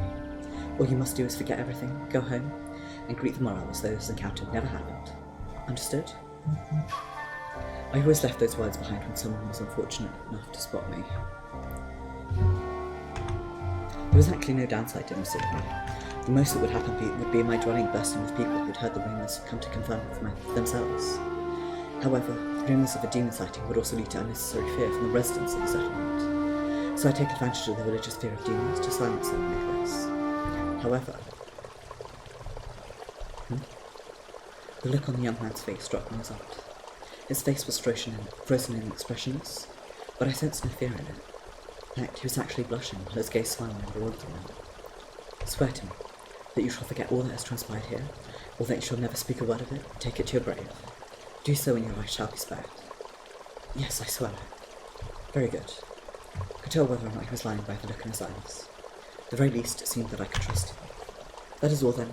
Pick yourself up and leave. Yes, I, Riku Furude, swear to the gods of heaven and earth, that your striking beauty is not something to be thoughtlessly spoken of to others. Honestly, it'd be a waste, so I definitely won't tell a soul. Therefore, I shall never forget, and will take these memories with me to my grave. Wait, that's what you meant? I fell flat on my face just as I was turning to leave. At the same time, the dignified mask of mustering all my efforts to maintain fell apart, and I grabbed the young man by the lapels and dragged him close while my face flushed scarlet. Listen, human. Forget about that. All of it. Right now. Understood? I'm sorry, but that's impossible. After all, I saw that that's a fact. That doesn't matter. Just forget everything. Otherwise you and your family will be cursed, you know? That wouldn't be good. But I'm sorry, I just can't do it. The sight's been burned so deeply into me that I can't stop seeing it whenever I close my eyes. Don't screw with me. Then how about I gouge out those eyes? You want that? Jada, you mustn't. Reno clearly asked me to stop this time, with rare panic in her tone. Her voice brought me back to my senses, and I retracted the claws that I was about to threaten. What the hell am I doing? Even I was surprised by that uncharacteristic reaction. It's true I was embarrassed that he'd seen me naked. Even so, as far as I could remember, I never got this emotional with someone before, much less a human. What struck me that more was a sense of incongruency. Suspicious, I studied the young man's face. He was sweaty from panic and embarrassment, yet his eyes held no fear. wasn't the sort of composure that came from a difference of strength or experience. No, I sat in the jet now far more open-minded now. You're not scared? Huh? You see them, right? These horns? Now that you mention it. I went right past rage and straight into astonishment. Normally one's eyes would be drawn straight to you, but his weren't. Then let me ask you something. You're not scared when you see these horns? Why would I be scared? Why? His response was so unexpected that I was the one left speechless instead. No way. This was the first time I'd ever been asked why they'd be considered threatening. You saw me before, didn't you? I had the power to take out that bear in one blow. Could easily killed you right here and now if I wanted to, right? Oh, I see. Seriously? That's your response? I'm sorry. It's just that what I saw was so stunningly beautiful that I completely forgot about all that. Don't laugh. Didn't I tell you to forget it here and now? Like I said, that's impossible. If you can't forget, then I'll take your life. Understood. It's always been my dream to perish after witnessing such beauty. If possible, I'd like to get another one. Like hell, I'd show you. He really is like Kanata's dad from Lucky Star.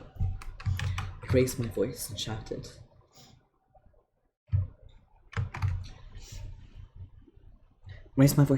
As the bewilderment I felt grew bigger and bigger. And for some reason, my face had been feeling abnormally warm for a while now. My heart was beating to the point of suffocation for seemingly no reason at all, and my words were occasionally slurred. Just what's with this guy? He was far too shameless, or rather his inhibited attitude could even be seen as bold in a sense.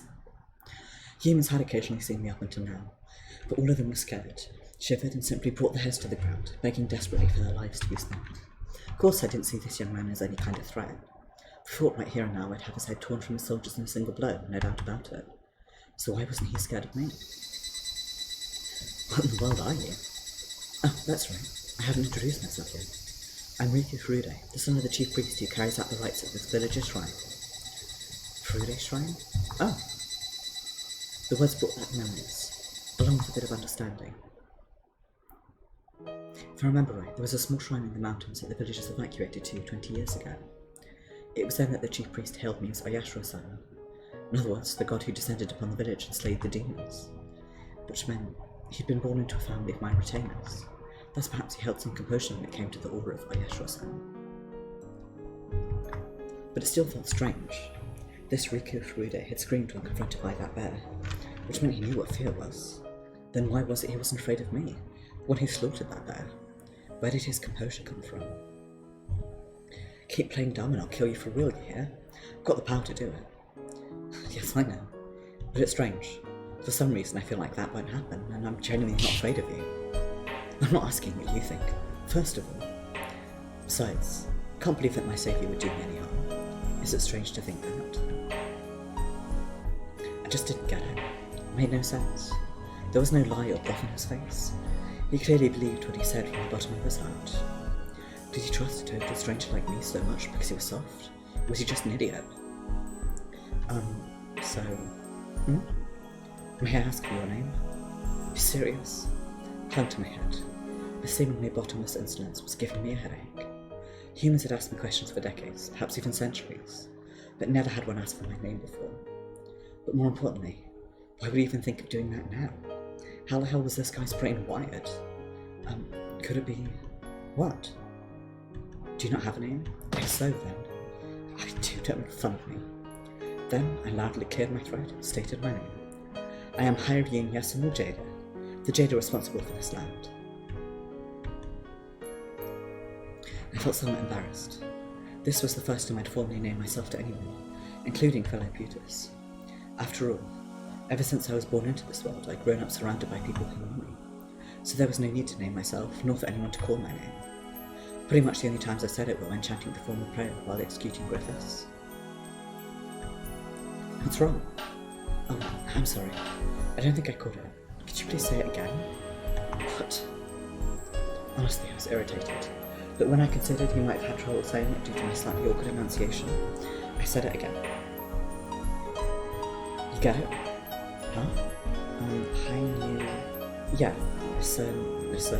was I close? Your ear's just for decoration. Just as I was getting pissed and starting to yell, it finally hit me. I remembered hearing somewhere before that my name was difficult for the human beings of this world to make out. In other words, they can't pronounce or hear it right because it's hard to convert into their language. What the hell was the point of telling them my name? It felt like tearing my hair out at the buffoonery I was being subjected to. And yet it was strange. Even though this tone-deaf conversation had been pissing me off to no end, I didn't feel like leaving. What was this indescribable throbbing in my chest? Though I grimaced at how annoying it was, I repeated my name several times after that at a young man's request. But as I feared, I couldn't get the pronunciation across to him. Just as I was finally getting tired of it and was about to leave. Oh, I know. In that case, why don't I give you a name that's easier to say? Excuse me? What kind of idea is that? It's actually a talent of mine. The villagers are fond of it. They say those that I name are destined to live long. Why, just the other day I named Mr. Yohei's newborn calf. Don't lump me in with livestock. He really was making fun of you, wasn't he? What nerve he had, daring to even think of naming a god. Couldn't tell if he was courageous or idiotic. Either way, giving him a straight answer would only make me tired. Whatever. It's got nothing to do with me, so just call me however it sounds fine to you. By the way, my name means feathers of the birdwings in this land. Is that right? Then... it's not worth killing your brain over. Besides, I'm the god of this land, so you can't just call me anything like, Oh, I got it. I came up with a good one. Stick, damn it. But Riku picked up a stick as though he hadn't heard me and drew a line in the ground. It was infuriating to be ignored, but I figured I could at least watch, so I looked down. What Riku read were characters of his language. How do you read this combination? What's this? Right, I could hear the first part fairly well. Also, you said your name included wing or hair, so I took that, did a little play on words from what I heard, and got Hanyuu. So would it be alright with you if I called you Hanyuu from now on? Hanyuu? That was likely how Higurashi had sounded to him. Hanyuu. My already throbbing heart pounded even harder at the sound of that unfamiliar and far too fresh name. Jada is my family name, as observer. Yasuo is a hereditary title based off the land I lived in. So this truly was the first time I've been given my own name. Seriously, what the hell am I thinking? Why am I getting so giddy about? What do you think? I hope you like it. It doesn't matter if I like it or not. Besides, you're going to forget all of this and return to your village. Uh-huh? Oh. Riku's face warped in shock when he suddenly noticed my foot standing right next to the characters written on the ground. You got injured, didn't you? Are you alright? Yeah. I looked down to find the top of my foot oozing blood again. I'd been planning to put ointment on it after I washed it off, but I'd completely forgotten about that up until now. This is nothing. It'll heal up quick once I put some... Please wait.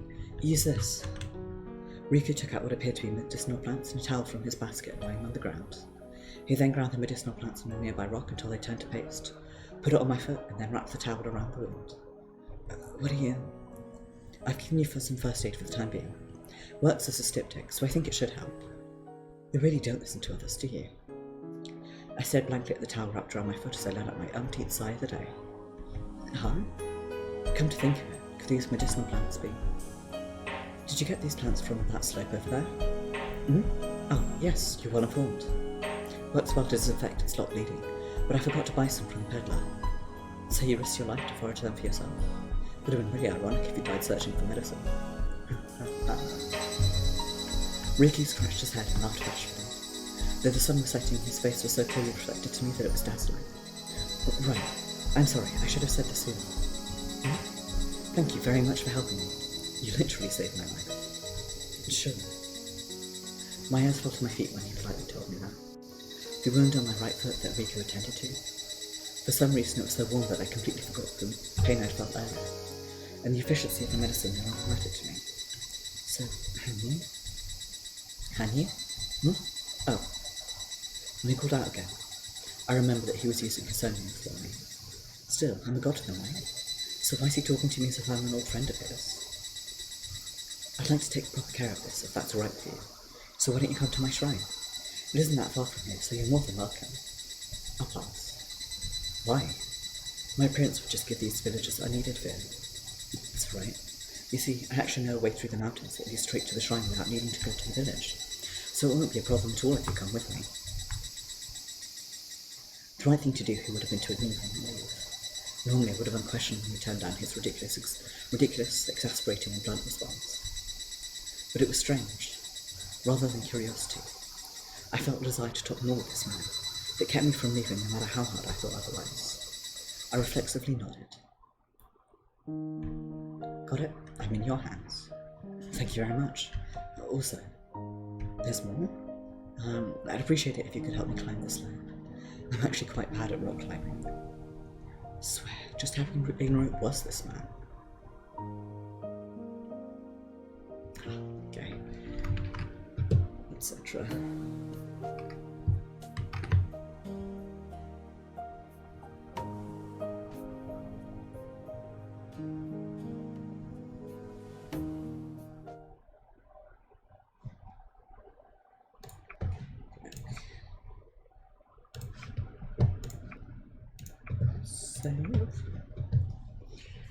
At first I was planning on leaving quickly. I'm gonna go...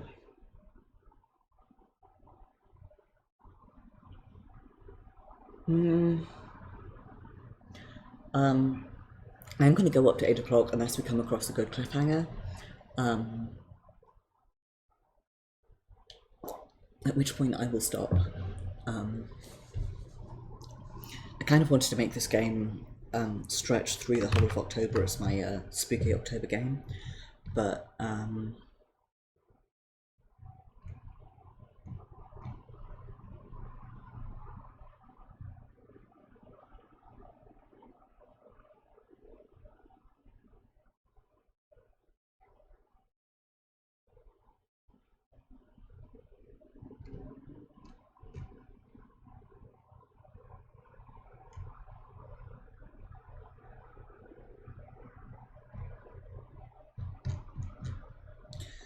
not sure. I got the impression from the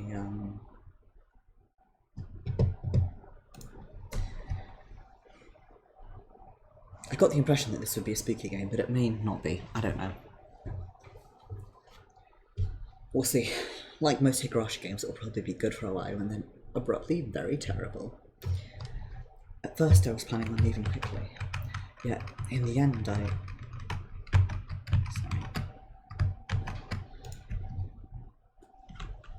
1 month later.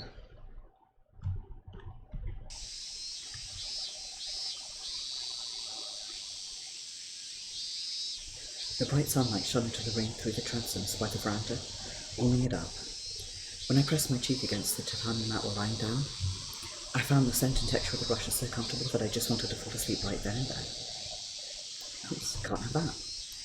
Falling asleep in the middle of the day would be pinnacle as well. It was with that thought that I forced my eyes to stay open, stretched out my limbs and took a deep breath. Prequel, is lunch ready yet? Soon. Just wait a little longer, please. Okay. After hearing Riku's reply from the kitchen, I flopped right back onto the tatami mats in the living room. The faint, delicious scent of cooking wafted in. What vegetables were those? Or was it meat? I opened my eyes and looked up at the ceiling. The wood was white, like it was brand new, and the wood grain was arranged in a neat pattern. There wasn't a single spiderweb or speck of dust to be found, likely due to Riku being a neat freak. Strained my ears and heard a cacophony of chirping cicadas. All the time and experience I had in this estate was so fresh that I found them fascinating. Still, just what the hell am I doing? That's right. Everything on that day went fine until I visited the Furudesh residence on Riku's invitation. However, since you come all this way, would you like some dinner? It's got late, so why not stay the night? It's not too late to wait until Remedial's up, right? And so after getting pulled in one offer after another, in the blink of an eye, I'd forgot that I found that I'd spent over a month on the estate. Taking care of God is my duty as the one who serves this shrine. I was grateful of the man saying that was gallantly devoting himself to my meals and personal care.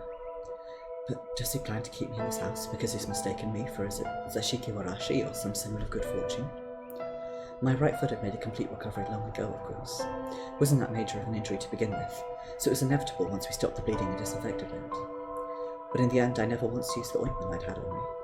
Of course, using Runic specially synthesized ointment would have healed it right perfectly on the spot, better than those natural, barely effective medicinal plants. However, Please hold out your foot, Hanyuu. No need.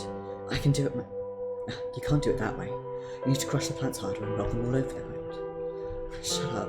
This is how I've always done it, so no complaining. Come on, Hanyuu, you've got it all wrong. You have to wrap the bandage like this. You really don't listen to others, do you? It's not funny. Sheesh. When I pictured Riku's gentle face as he fussed over my simple foot like we were family, I let out an exasperated sigh. But for some reason I wasn't displeased in the slightest. In fact, having Riku tend to me while I complained to Zeroff felt even comforting in a sense. Thus, once my wound had completely healed, I even felt disappointed for whatever reason. What's gotten into me? After hearing what Ryunok told me the other day, I stayed here thinking I could heal my body and mind a bit. And yet, I didn't understand. Whenever I talked with Riku, I got unusually irritated and emotional. My face would flush and my heart would pound like mad, to the point where it was almost suffocating. Hatsundere. I love the idea of Hanyuu, who in the later games is alternately terrifyingly competent and very, very sweet, being so tsundere in her original incarnation.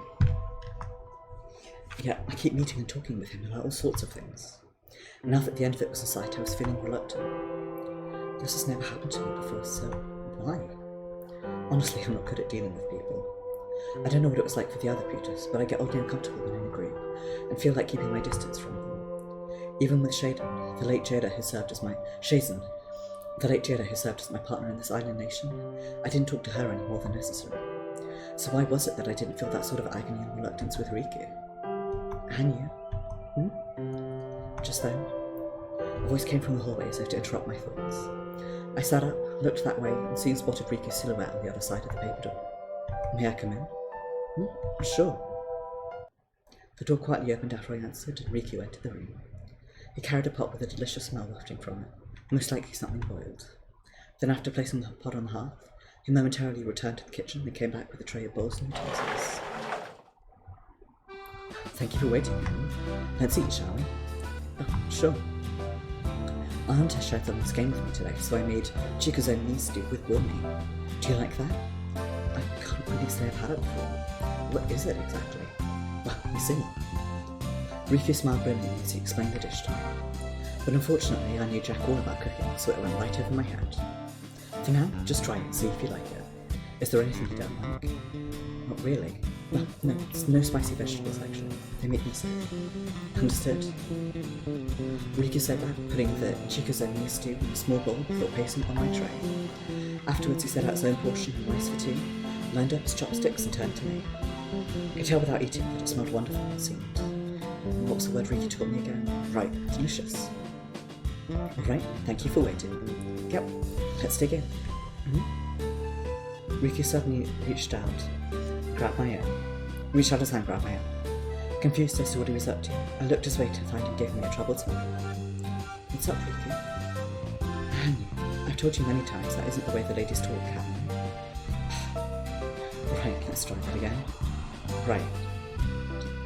Though I was a bit tickled at him for scolding me like a child, I reluctantly changed my tune and carefully put my words together.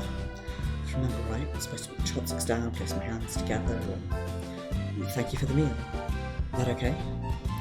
Was that alright? Yes, well done. Can't tell if he's praising me or mocking me.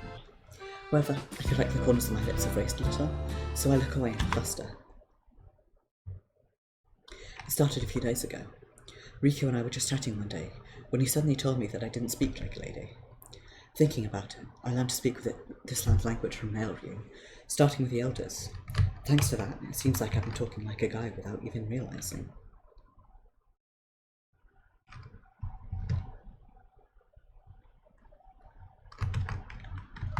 But my guard was down at the time, so I carelessly responded with, "What do you mean?"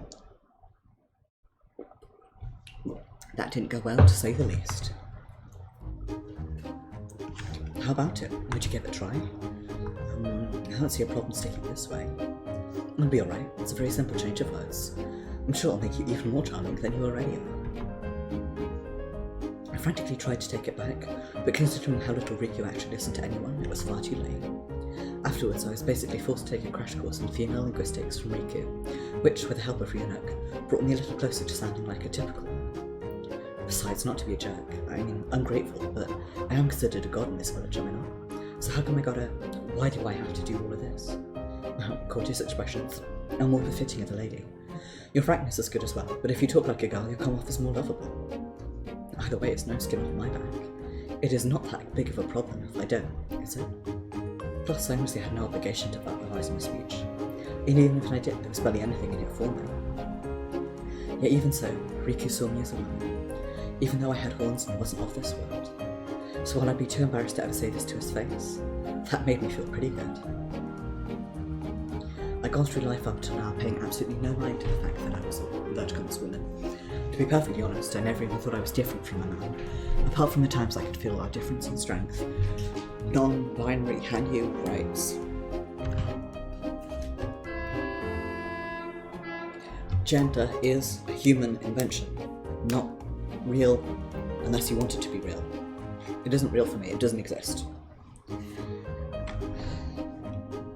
Taking the bridge honking to it means that it agrees with me. But ever since meeting Riku, I've slowly but surely begun to regain self-awareness of my nearly forgotten gender. He'd also fulfilled my long-held secret desire to be seen not as a demon, nor as a god, but as me, a resident of the world. Made me feel what's right, made me happy. How does it taste? It's delicious. I wasn't lying or buttering him up. That's how I really felt. Up until now, I considered all mere nutrients meant to stave off hunger, and I'd never done anything to take it beyond its base flavour. The most I'd done was chop it up to make it easier to swallow, or boil it to disinfect it. But I had absolutely no idea that food that took time to prepare could provide such sheer satisfaction and delights. Big mood, I'm bad at cooking, and I don't particularly enjoy it. And you've gotten better at holding chopsticks now. Is that right? I mean, do you really think so? Yes, you've gotten the hang of keeping a firm grip on the food, haven't you? Even a child could do that much after a few tries. I can't, I'm shit at using chopsticks. When I went to China, I sort of had to learn by having no option, and I can get by with them, but I'm not particularly good at them. Depends what I'm eating. Sort of things like meat or like dumplings I can do, but rice, even sticky rice, nope. I grew somewhat irritated and turned away as I brought the sliced blocks of meat to my mouth. The sweet meat juices, of course, flooded into my mouth when I bit in, and chewing and swallowing them filled me with satisfaction. To begin with, I'd intentionally simplified the act known as eating. By eating, my body produces waste products as a result of digesting organic matter, which, much like injuries, prevent me from transforming into my astral body. The ability to transform into an astral body greatly influences the tide of battle when fighting with Griffiths.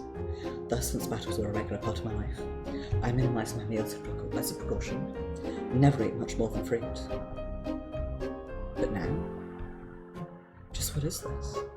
What is this warm, comfortable atmosphere? I never thought being with someone and eating the food they made could feel this good. Being in this atmosphere made me feel as light as a feather. Is something wrong with me? No, it's nothing. More, please, Riku. Yet in contrast, I felt a growing yet bizarre irritation. Plus, everywhere from my cheeks to my neck was burning up like crazy. Beyond crazy.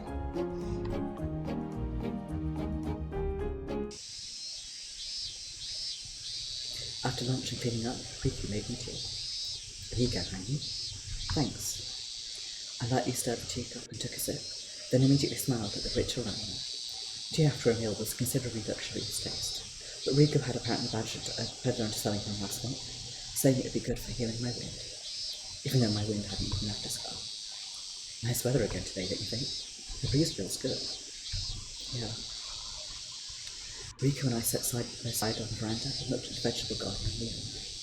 As the priest of the shrine, Riku didn't have to work in the fields because he essentially lived off the villagers' crop and cash donations. I was a bit impressed by his considerable popularity in spite of his young age. Still, he told me that he didn't want to rely too much on others' charity and instead wanted to do whatever he could. So he made his livelihood off of the vegetables he grew here and the fish he caught. I suddenly stole a glance at the side of Riku's face while drinking from lukewarm tea. While his speech and conduct were typically carefree, his features held an innocence that seemed childish for a human about 20 years old. And above all else, there was a shine deep in his eyes. In them, I could perceive a dazzling, immaculate purity completely different from shrewdness. Alright then, I'll be heading out to clean up the grounds now. Is something the matter? No. I've been staring at Rika's face for so long that it caught me off guard when he suddenly stood up, and I quickly looked away so he didn't catch a glimpse of my face. Cleaning now? Riku? Shall I help as well? Huh? Riku's eyes widened for a second, as if he didn't understand what he'd just heard. As soon as I saw our reaction, I deeply regretted instinctively speaking up, but it'd be even more embarrassing to take it back, so I kept going. Look, I'm saying I should give you a hand. I help you out with your work as well. Rika's eyes started to rise as he scratched his head with a troubled look on his face. Don't tell me he doesn't think I can do it. It's just clean, right? You use a broom and sweep up all the bees and dirt. Even I'm capable of that much. That's not what I meant. As I told you before, you're the guardian deity of this village. If that's the reason, then there are a great deal of other things I'd like to see changed. You got me there. It's not funny, bastard. Can we get cursed real? But either way, you're still my guest. Couldn't possibly ask someone like you to assist with housework. You say that, but you've been taking care of me for over a month now, so I won't be satisfied until I at least repay you a little. I appreciate the sentiment, but I still think it'd be best for you to stay in here during the day. It was then I finally realised the reason for Riku's evasive attitude, as well as what he was looking at. Right, the horns. By no means had I forgotten, but that was careless. He was concerned about other people seeing them. I really am a bad man, aren't I? No, never. I've been living by myself for a while, ever since my father was appointed to his position in the town near the castle. So I'm having a lot of fun spending time with you. It's just what? Scorn me if you will. Ever since we first met, you never seemed like a bad person to me. However, that's no guarantee that oblivious villagers will not slander you when they see you. I can't stand the thought of that. The humans of this village could be called exclusive. They look at anyone not their kind with prejudice and suspicion. It's likely the result of the scars from the demon attack 2 decades ago. Deeply paranoid and constantly on guard. Those traits summed up the majority of residents from Onagafuchi village. Thus, I agreed that Riku was right to be worried, or rather I was surprised that he was being so considerate of me. But you say that, Riku, but the villagers already know that I'm here, right? How did you know? So I was right. Figures. Actually, I'd asked without knowing for sure I'd loved him, but Riku was soft on others and poor line. There's always been a constant stream of traffic to and from shrines to begin with, so anyone sharp enough could figure out that there's someone besides Riku in the house, given the right circumstances. And it's only human nature for people to want to know who else is living in the village priest estate.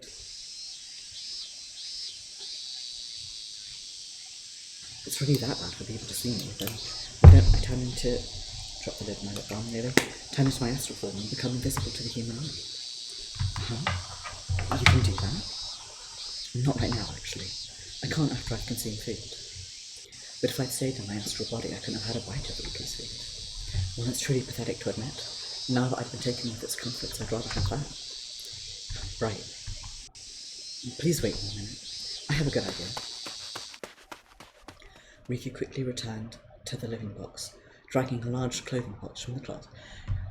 I've forgotten how to read, I really have. Quickly returned to the living room, dragging a large clothing box from the closet. I watched in confusion as he took off the lid and pulled out a white lump of cloth. What's that? These were left here by a visiting Shugendo monk. I thought he'd come back for them, so I washed them and kept them in storage, but... Hanyuu? Please let me borrow your head for a moment. After giving a brief reply, Riku spread open the cloth and covered my head with it, taking care not to get it stuck in my hair. He then took a hand mirror out of the clothing box and asked, "How is it?" I checked it from all different angles. It wasn't a bad way of hiding the horns. Anyway, it may be inconvenient, but what would you say to wearing this hood while you're here? I'll explain to the villagers that you're wearing it because you have scars on your head.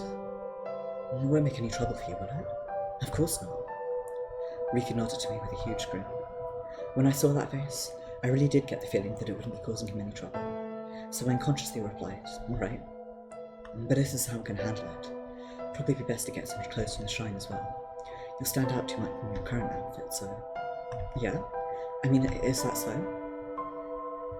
I give myself another look over.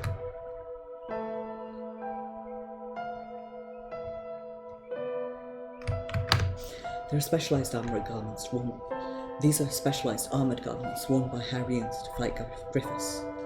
Though it looks like ordinary cloth at first glance, it's actually made to withstand a certain degree of slashes and impacts, and is very maneuverable so as not to interfere with battle.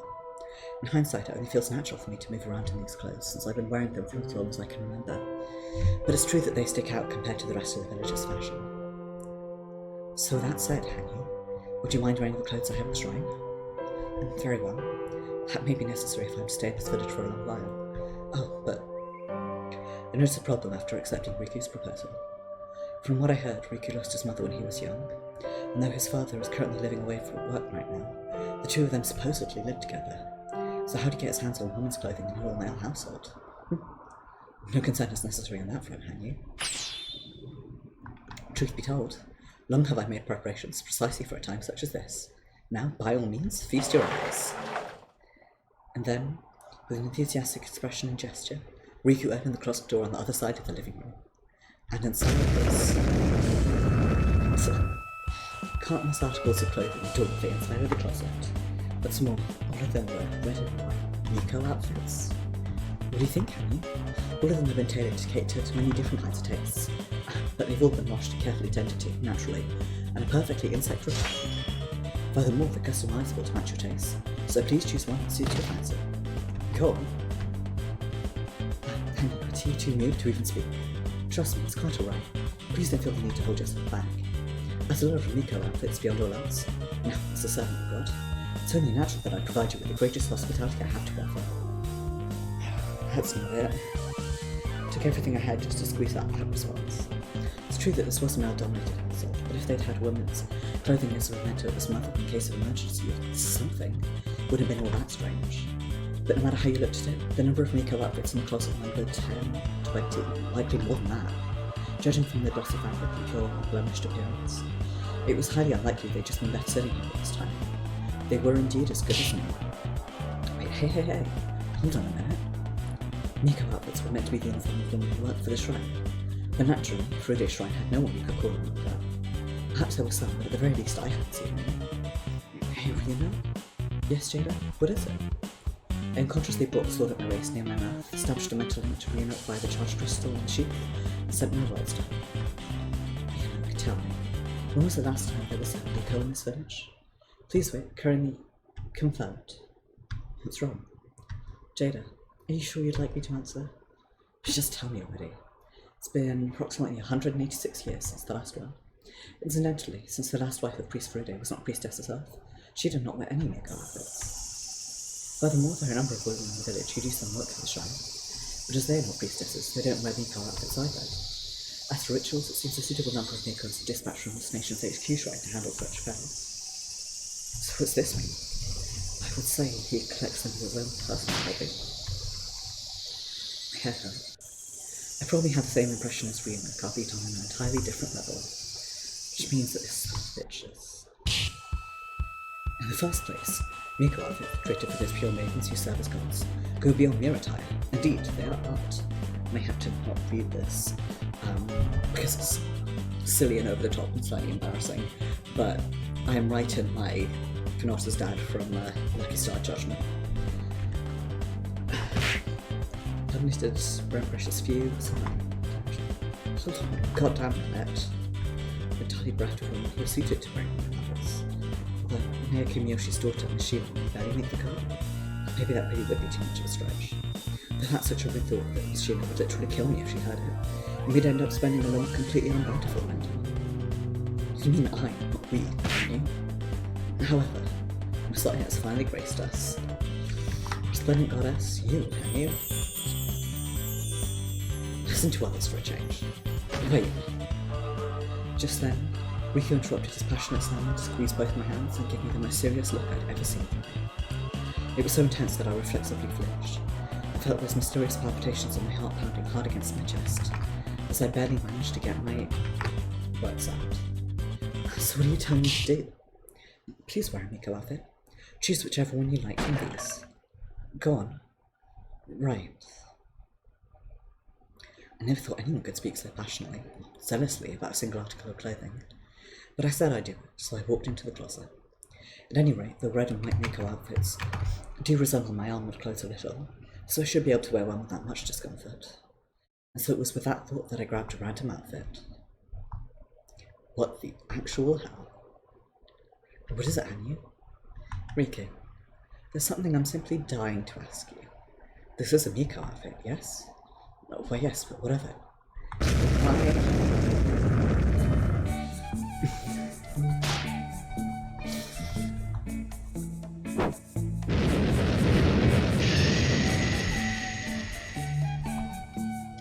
Having finally hit my breaking point, I punched Riku in the chest. For a human like Riku, that was a full-bodied blow that sent him flying through the air like a leaf. He then crashed right through the paper door on the other side of the room, and rolled all the way over from the veranda to the edge of the garden. This one too, and this one. I randomly grabbed the nickel outfits hanging neatly, grew enraged after checking their designs and violently slammed them on the floor. One of them had pants so short it was a hair's breadth away from being nude. One of them had short sleeves and the entire back bed up for display. There was even one with fabric so thin that you could very sheer. At the very least, if my memory is right, Miko outfits aren't designed like this. No, this is actually something completely different, isn't it? What do you think, Hanyuu? Are there any to your liking? Riku said that, climbed up from the veranda, blood pouring down his nose, with a totally pure and innocent smile. This time it was. By the way, Riku, all of these clothes are a perfect fit for me, even down to the questionable parts. Don't tell me you. Yes, ever since the day I decided to start taking care of you, I've been asking my comrades in the village and the castle town to get them for me. Oh, really? Incidentally, how is it that you investigated my physique? That's actually one of my talents. I clearly measure a captivating woman's physique even when she's wearing clothes.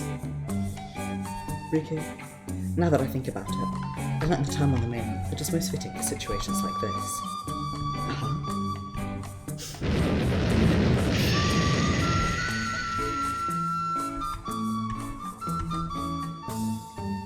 However, I must have used a bit too much strength.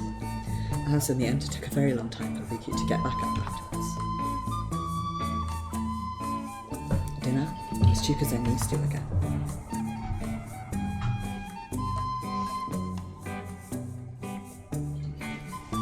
Big F.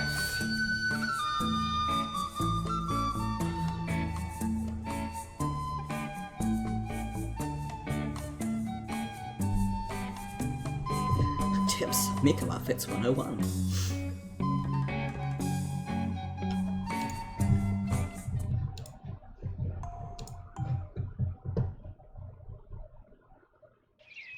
Incidentally, there's something I'd like to confirm with you, Riku. What is it? Please stop acting like you got mauled by a ball. What is it with those bandages? You didn't even get a scratch. Are you insinuating something about me? My current outfit is great, I love it. I violently ripped off the bandages covering Riku's whole body after saying that. Just as I suspected, he didn't even have a single scrape on him. Guess the secret's out, huh? Thought you'd get a little worried about me if I appeared so gravely injured. Please don't belittle me. I know I was driven just a little bit by fury, but I made sure to hold back all the same. However, I went too far and ended up damaging his bone tissue in spite of that, so I ordered some medicine from Untitled Chapter. As a result, like usual, it was extremely awkward when I asked her for it. Her speech and conduct left unusually barefaced when she gave me the medicine, but I think it only felt that way because of how overly suspicious I was. That's what I want to think anyway. I shoved all of that into a corner of my mind for now, loudly cleared my throat, and turned to Riku. So what did you want to ask? Right. In the first place, I haven't heard the reason why you're so fixated on Miko outfits, so I was hoping I could ask you about it. Will you wear one if I tell you? That depends on what I hear. I deliberately ignored the twitching vein in my temple as I turned to Riku with a forced smile. It's true that while he did recommend those clothes, if you can even call them that, to me, I regret bursting into a rage so carelessly against a human. Besides, if he's so attached to them, perhaps they reminded him of his mother or some other woman he was flirting. Based on all my interactions with him so far, I believe that Riku is actually quite considerate and serious, despite his seemingly carefree exterior. So I'm starting to think there may be more to him recommending those scandalous customized Miko outfits than a simple hobby. Do those Miko outfits remind you of someone? Your mother or... Not at all. I don't even remember my mother to begin with. I'm not sure if I already told you this, but my real parents both died when I was little, so I was adopted by my current father, bear no relation to him. And his wife had already passed away by the time he took me in, so I grew up without a mother. is that right? Sorry for carelessly digging up old wounds. Even I knew that inquiring into his family affairs was a rude and inconsiderate act, so I honestly apologised. What is this feeling? It's like something's tugging at the corner of my heart, but why? Hanyuu? I'm sorry. In that case, just why is it that you're so fixated on the makeup outfits?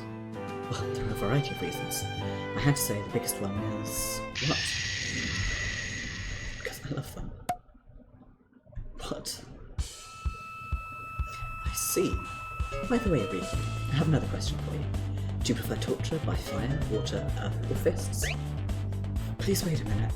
All I did was answer your question honestly, didn't I? Riki, would seem I misjudged you. Thought you were a little more rational, reasonable, and worthy of listening to. That's why I allowed you to put me, of all people, through that total humiliation. Your smile is a little extremely funny. Coming out to the garden with you for the first time in a really long while. I may have snapped just a little. No, Hanyuu, you got the wrong idea. I wasn't trying to insult you by no means. That's right, I swear to God it wasn't my intention at all. Oh, really now? Then why did you have those Nico outfits made as such incomprehensible and shameless perversions? Well, when I had them made I was thinking about how I wanted to see that work of beauty I once glimpsed at the swamp one more time. So I got carried away. You got carried away? That's even worse. Trying to make me, the god of the village, into the subject of your perverse and indecent hobby? Unforgivable. Inexcusable. You'll be going to hell, just like that old king from the mainland who tried to set his guardian deity up as his mistress.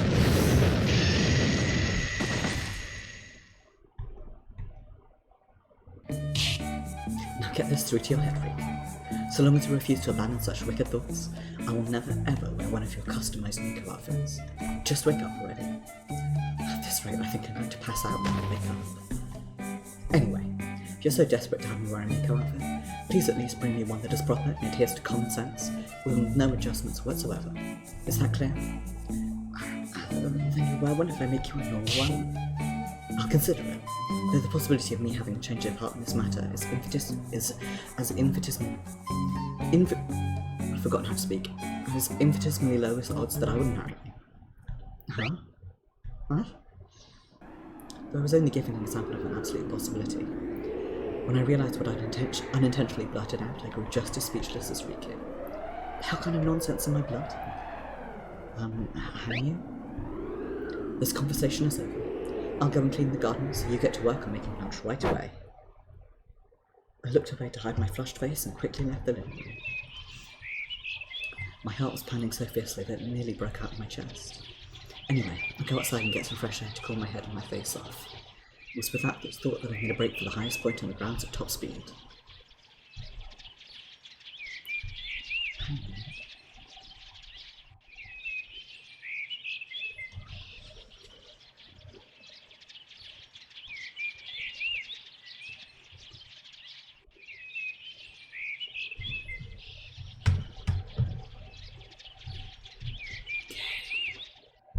I mean, arguably the opposite thereof, but whatever.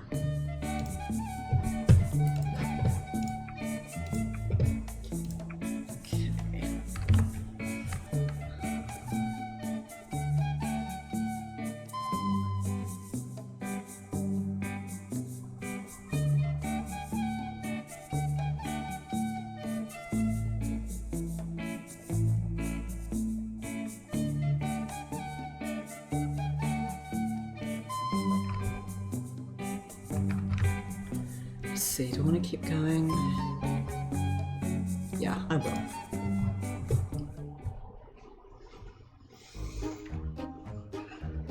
Well, thanks. Day X. Today's village is thoroughly dragged on, so I got home late. I'm sure Hanyuu must be hungry.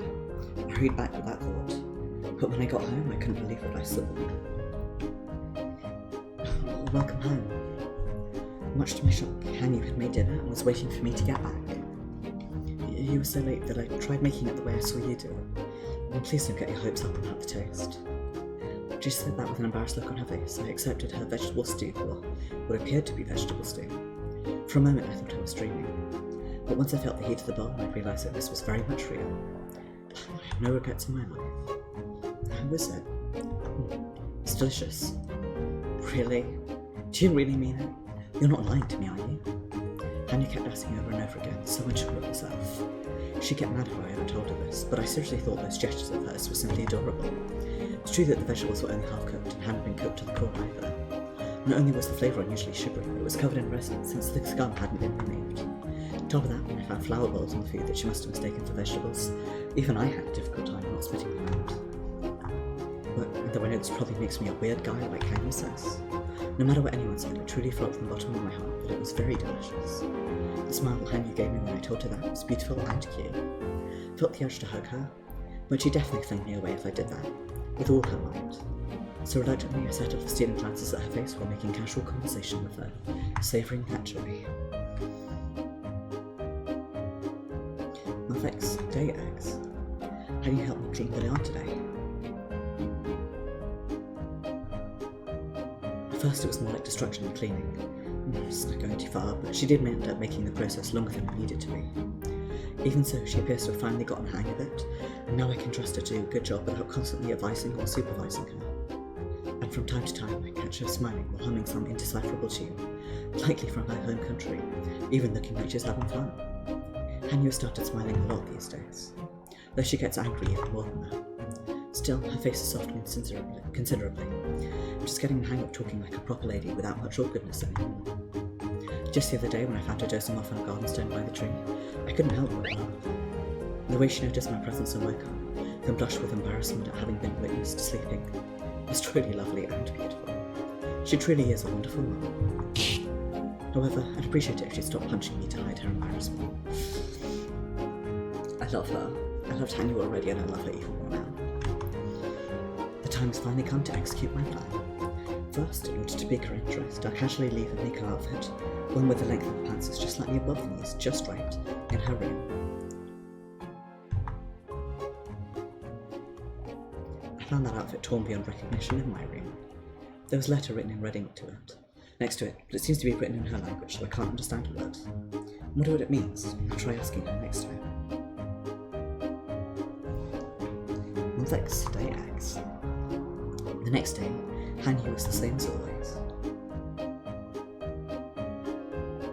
She sat across from me, ate, and made casual conversation with me while helping me around the shrine afterwards. Because of that, I couldn't ask what that letter yesterday meant. Was that Hanyuu's work in the end? I thought about that as I checked my Miko outfit closet. Huh? The myriad of Miko outfits that should have been in there had vanished without a trace. Just when I was at my wit's end trying to think where they could have gone, I smelled something burning in the yard. I looked out from the veranda to find Hanyuu in the middle of burning some fallen leaves she'd gathered. Hanyuu? She smiled brightly at me while tilting her head in a cute manner.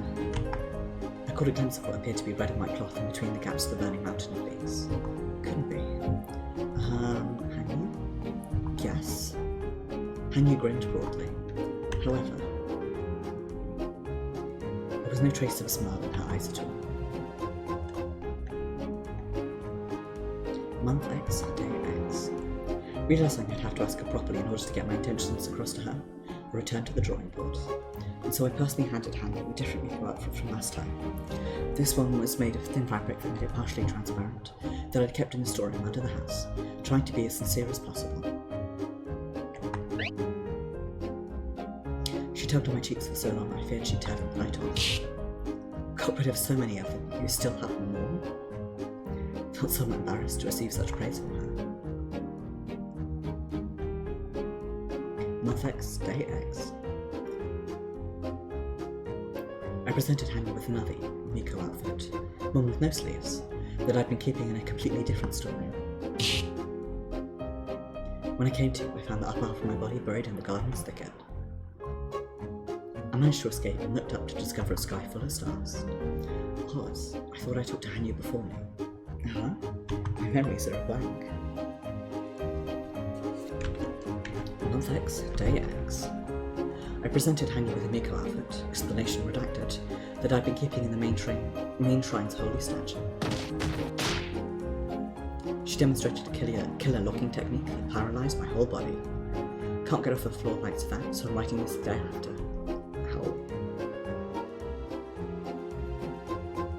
Month X, Day X. Presented a Miko outfit. Redacted. Month X, Day X. I presented a Miko outfit. Will you cut it out already? I swear, you're so persistent. How many times do I have to tell you that I'll never wear clothes like that before it gets through to you? Well, if I keep encouraging you, then maybe one day you'll know a Miko outfit on a fancy. That was my thought process, at least. Did you just say fancy? You said on a fancy. So that means you know all the outfits you've recommended to me are far removed from the plane of common sense, yeah? You're trying to get me to wear them anyway? You're trying to harass me instead? Not at all, never. Me displeasing you is as impossible as it is for the sun to rise in the west. You're doing it right now. Right here at this very moment. You got it wrong, Hanyuu. Everyone mistakes the pain, anxiety, and bewilderment of cultural differences as repugnance at first. But it's alright. Once you overcome that, you'll surely feel better. I guarantee it. Thank hell I can trust you all. I looked down at Riki, soaking wet while rolling across the ground as I shook my raised fist. I'd just been in the middle of plant watering, so I splashed him with water from the bucket. But maybe it would have been better to punch him until he passed out for half a day like always. For all that's holy, how far down the road of deviancy were you trying to reach? So dumbfounded I can't even speak. But you just spoke. Shut up. Besides, your attitude towards me was too much of a 180 compared to how you handled the other villagers. So much that I sometimes wonder if you're really the same person. Please, rest assured. They're both genuine, make no mistake about it. I treat others as kindly and sincerely as possible. I strive to treat every encounter with courtesy as if it were once in a lifetime. That is me, Riki Furude. Which means I'm one of those rare exceptions, doesn't it? I'm so touched I could weep. I didn't think you'd be so happy about it. That was sarcasm. I angrily raised my voice and turned my face in half, as if to tell him that I was done with this, then turned to the overlook of the village below. You can see the entire village from a bird's eye view at this elevated hill on the Furude shrine grounds. The breeze blowing from the bottom of the steep cliff was warm and pleasant, gently caressing my slightly sweaty cheeks. Sheesh. I dropped my shoulders and sighed heavily. Even though it tipped me off, Rika was still resorting to whatever means necessary to recommend me Miko outfits, and trying to get me to wear them. His tenacity was strong. Way too strong. But I even wanted to suspect he was either sick or possessed by some kind of spirit. I didn't really feel like meddling in his personal tastes and hobbies, but I wish he'd do something about his tendency to believe others were the same and try and force it on them. But on the other hand, by no means did I dislike the sort of exchanges we had. If anything, I was having so much fun whenever I yelled at him and got so worked up.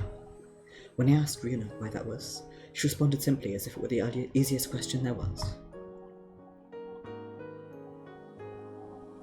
That's because it's child play, is it not? Child's play? What's that? Joking with each other, teasing each other? I guess it's more accurate to say that you're playing around. I reflected on my past when I heard that. In hindsight, I don't think I ever played with anyone since I was a child. Messing around and making some trouble. Getting desperate over stupid things, getting mad, laughing. I'd done none of it. Part of that was because of my background as a jailer who'd been ordered to fulfill her duty. But I also don't think there were that many other Ryuna around my age, physically or mentally. So if I ever had free time, I'd practice my sword skills and techniques against beauties older than me. That was everything I could do. And when I did that, I did indeed feel a sense of accomplishment and the joy of being praised.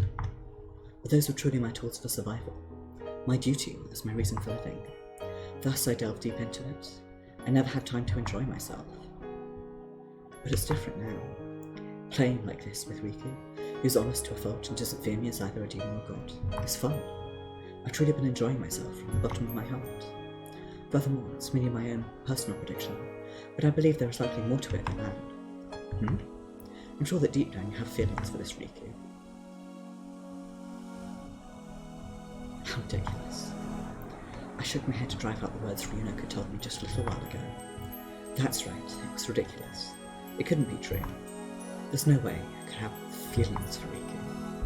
It's a nice view, isn't it? It's this shrine's pride and joy. Indeed. I parted some stray strands of hair caught in my ear as I responded to Riki, who'd come over next to me at some point without me noticing. He sure has guts after raising me that hell. Though I was already completely used to it by now, I let out a resigned sigh in my head. The troubling thing, and amusing thing, about young Riki Furude was how he assumed without a doubt that people must like the same things he did. So no matter how much I hated him, his mind interpreted that as hiding embarrassment, a trait which by this point had already a trait which by at this point had already gone beyond exasperation and turned into admiration. Don't quite get what that sentence is trying to say. He could be called selfish in a sense, plus that tendency of his not to listen to others ticked me off time to time. But there's no malice or ill will behind it. He truly was pure, honest, and almost childlike in his sanity, which is why I'd come to somewhat play along with him like this. It was somewhat humorous, and so I naturally broke out into a laugh. Is that no matter, Hanyuu? It's nothing. Nothing at all. I gazed down at the scenery again. Come to think of it, I never once looked down on the village, feeling as tranquil as this. The people honk. There's a car on the bridge. People looked like tiny grains of rice as they tilled their fields and walked down the road between said fields. Perhaps because it was nearly lunch, faint trails of cooking smoke were rising from houses all over. I could indeed clearly sense people living their own lives, each in their own separate flow of time. I've stayed at this shrine for quite some time already. Really? It's come by in a flash for me. Feels like it was only yesterday that we met. Does 3 months not feel all that long for you humans? You got a point there. But maybe everything felt so fast because each day's been so much fun from start to finish. I deliberately kept my silence, but in truth, I felt the exact same way. I'd spent every day messing around with Riku, yelling at him, smiling, sulking, getting embarrassed. Whenever I tried eating alone nowadays, the idea of eating by myself had even begun to feel unnatural. Can't relate. These days were unbelievably bright and fun when I thought back on me who'd wholly suppressed her emotions and hunted down Griffiths. I considered leaving this place a number of times by now. Going around from place to place to check if any Griffiths were causing problems was my original mission. I didn't need to wait for a report from Ryunuk. And Onagafuchi village was like a rest stop for me, simply a place to rest my weary bones for a short village. If anything, I realized such as myself staying here for so long was not only a burden on Riku, but was surely also causing him unnecessary trouble as well.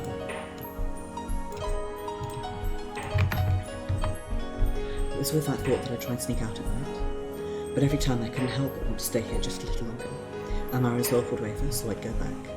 This had happened too many times to even count. That was how comfortable this place was. It felt so good that I'd grown reluctant to leave. And so at some point, my desire to blindly search for Griffiths faded, and now I was fully immersing myself in the comfort of sloth. So was this God's punishment? The news I'd heard from Ryunuk last night had brought tension and a sense of duty to my heart for the first time in a while. And along with those, a melancholy I'd never felt once before.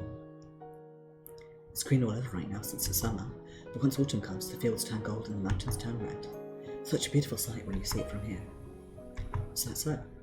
Yes, it's a little different from when we watched the cherry blossoms previously, more graceful than showy. I think the villagers will gather here again and hold a lively party. That's right, I remember now. Since I was holed up in the estate, I could only see it through the gaps in the paper doors, but many villagers gathered on the grounds and garden, watching the cherry blossoms from under the blooming trees. They cheered joyfully all the way through the night, to the point where it was hard to get some sleep. However, once everyone had gone, Riku secretly brought me some steamed buns that had been present at the party. I savoured that sweet flavour that I hadn't had in so long as we watched the cherry blossoms together, and made lively conversation all the way until dawn. Oh, right. Why don't you join me next time?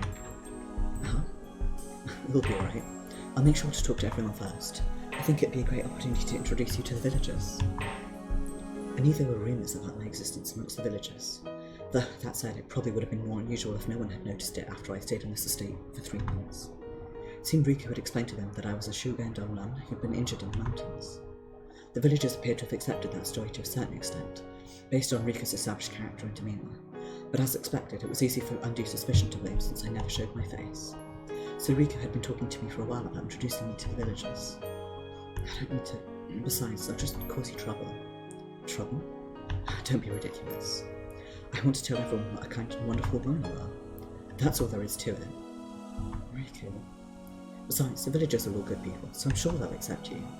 Miss Shino in particular is around my age and is a friendly and gentle one, so I think the two of you would hit it off. Do you really think so? I'd heard about the Shino lady over dinner before. She was the only daughter of the Kimiyoshi family, who served as the mayors of the village. Sometimes I spot her visiting the shrine and making friendly chat with Riku. Speaking of which, come to think of it, whenever I saw her talking to Riku, My chest would tighten and ache for some reason. Then I'd get irritated for no reason, act rather curt towards Rico afterwards, looks at camera like I'm in the office. Could it be that this emotion is what they call jealousy? What do you think, Hanyuu? Ryuko gave me a warm and gentle smile. I was happy that he was always being considerate of me. Really, I was. But I'm very happy to know you feel that way. But I can't promise that right now. Last night, Ryuko, it's my partner's name, she contacted me. That's right. She told me that a Griffith signal was detected in a region near Onagafuchi village.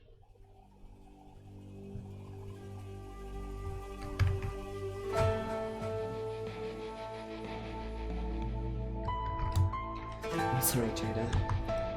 Ryuko sounded uncharacteristically apologetic when she called for me and gave me the news. Sorry for what? It's your duty to keep an eye on Griffith's actions and report any abnormalities to me, right? You called me here and shared the information in accordance with that.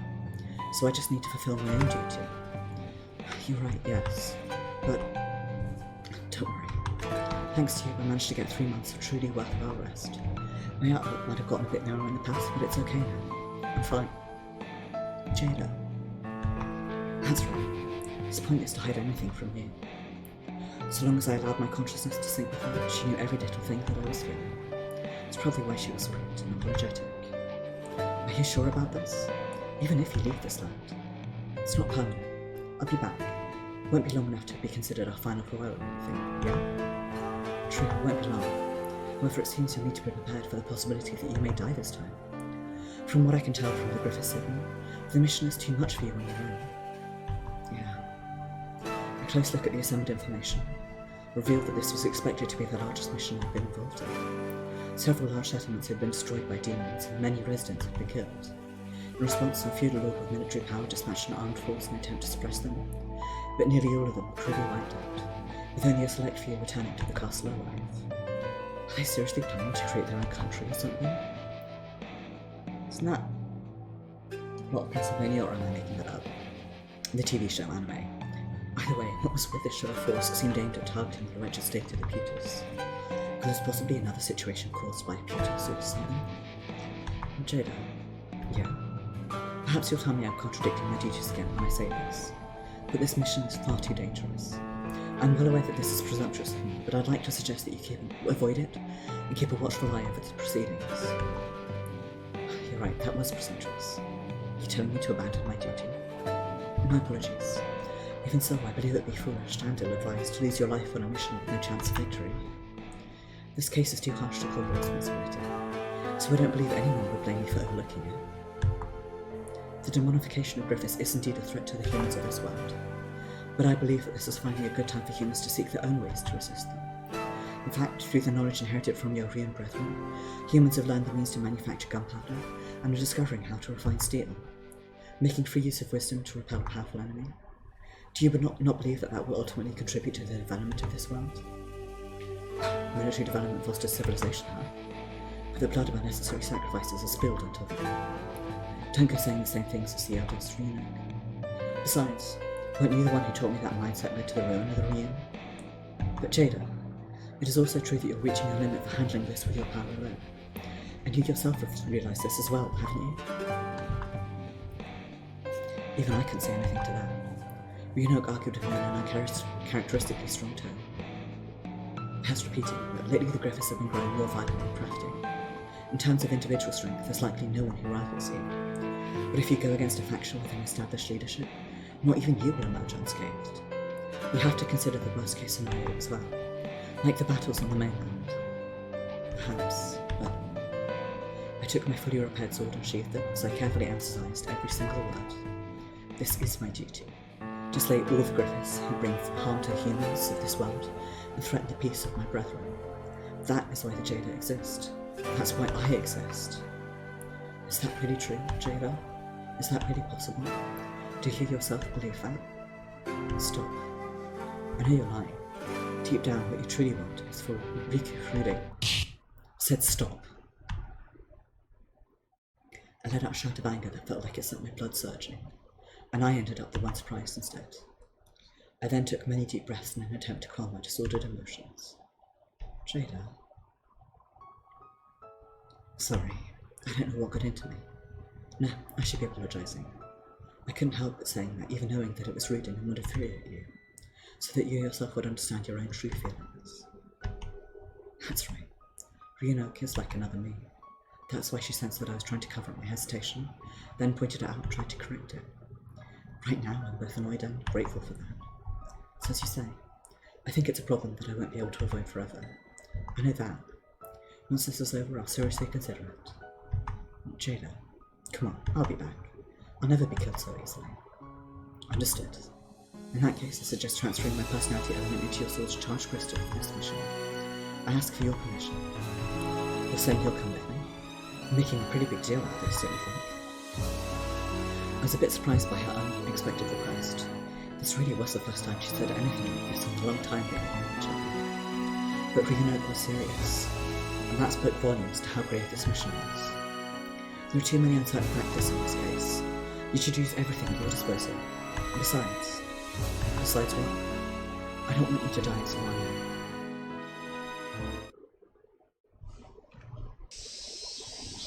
Hanyuu, I'll be departing tomorrow morning for the location where the problem has occurred. That is my duty. Rika's eyes widened at the sudden news, his voice failing him until it'll be lonely. Perhaps that was all he could bring himself to say as his gaze fell to the ground and grew silent. Strange.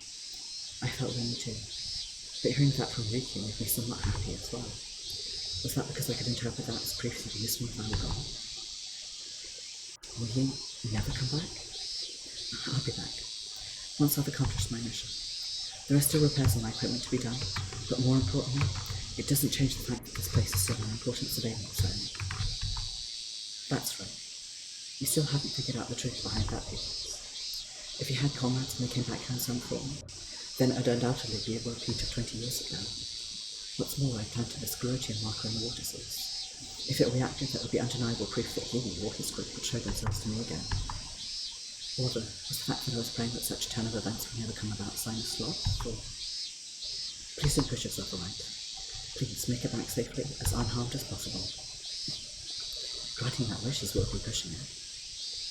Though the Griffiths were weaker than me individually, it was a different story when they had numbers on their side. What's more, I wasn't familiar with the land and had no idea what sort of ambush they'd be planning, so I was at a clear disadvantage. Even if it wasn't as large-scale as that fierce battle on the mainland, I couldn't let my guard down. I focused on overlook of the village below me, staying silent to sort through my feelings. Rika might have felt that I was treating him coldly, but I couldn't think of anything sensible to say, and I was utterly bewildered by the hesitation I was feeling. How I conduct my mission shouldn't have anything to do with Rika to begin with. Yet, why did I feel the need to be so considerate? Why was I speaking so incredibly openly with Rika? Was it just his remarks that after all? I'm sure that, to me, Rika was special. That's why my heart ached so much for him. By the way, Hanyuu. Rika looked at me and spoke as cheerfully as possible to wipe away the grim atmosphere. I smiled bitterly on the inside, for as like a subtlety, and turned to him as naturally as I could. I've been thinking about asking this for a while now. Hanyuu, you said you came from a different world, or rather a different dimension from ours, right? That's right. I travelled across the so-called fifth dimensional world to come to this world. When Riku previously asked me where I'd come from, I was honest with him, even though I felt I'd have a hard time giving an authentic explanation.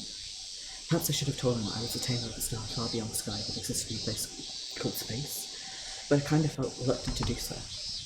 As for why, it's because strictly I'm also a person of this world. It was true that the process which would come here, our abilities, knowledge, and above all else our appearances were abnormal, but I could definitely be called a person. I don't really understand. What exclusive fifth dimension? How do I put it? For example, let's say that this pebble is labelled. Picked up a tiny pebble off my foot and threw it using only the force of my wrist. The pebble landed a short distance away and rolled until it turned to the left, hit a tree, and stopped. That pebble moving from my hand over there is what we call the fourth dimensional concept. The past when it was in my hand, the present when it's lying on the ground, and the future where I'll pick it up again. I see. However, while that pebble just rolled to the left, there may also have been cases where certain factors would have caused it to roll to the right. Maybe cases where it would have rolled straight too. And furthermore, while the chances are staying, it could have kept rolling until it went past the boundaries of the shrine. That's what we call a possibility, a fifth dimensional concept.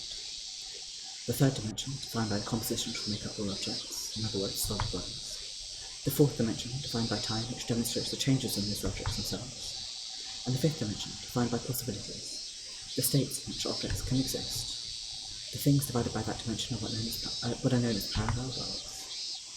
So in other words, that means you're a possible person. It's just as you diseased.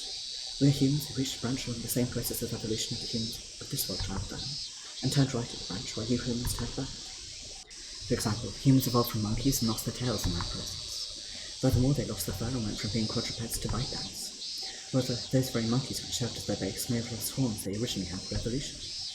Our ancestors didn't lose those horns, and though our race's physical and mental capabilities evolved beyond the humans of this world, our civilization developed, prospered, and declined faster than yours. Sounds difficult. Since your kind possessed advanced capabilities and culture, normally I think that your kind would have prospered more than us humans would be living happily. But reality isn't fair, is it? You're right about that. But though we had advanced capabilities, perhaps we were lacking something that could control them. That's why we weren't able to use them to the fullest and only drove ourselves to ruin instead. Thinking that made me want to wonder how wealth and superiority were ultimately defined. But perhaps that's what evolutionary growth ultimately were at the core. In that case, can I ask you something? What is it? Are you currently happy in this world? I couldn't answer that question immediately. I'd been burdened with my mission for as long as I could remember and had lived a life of constant battle and wandering.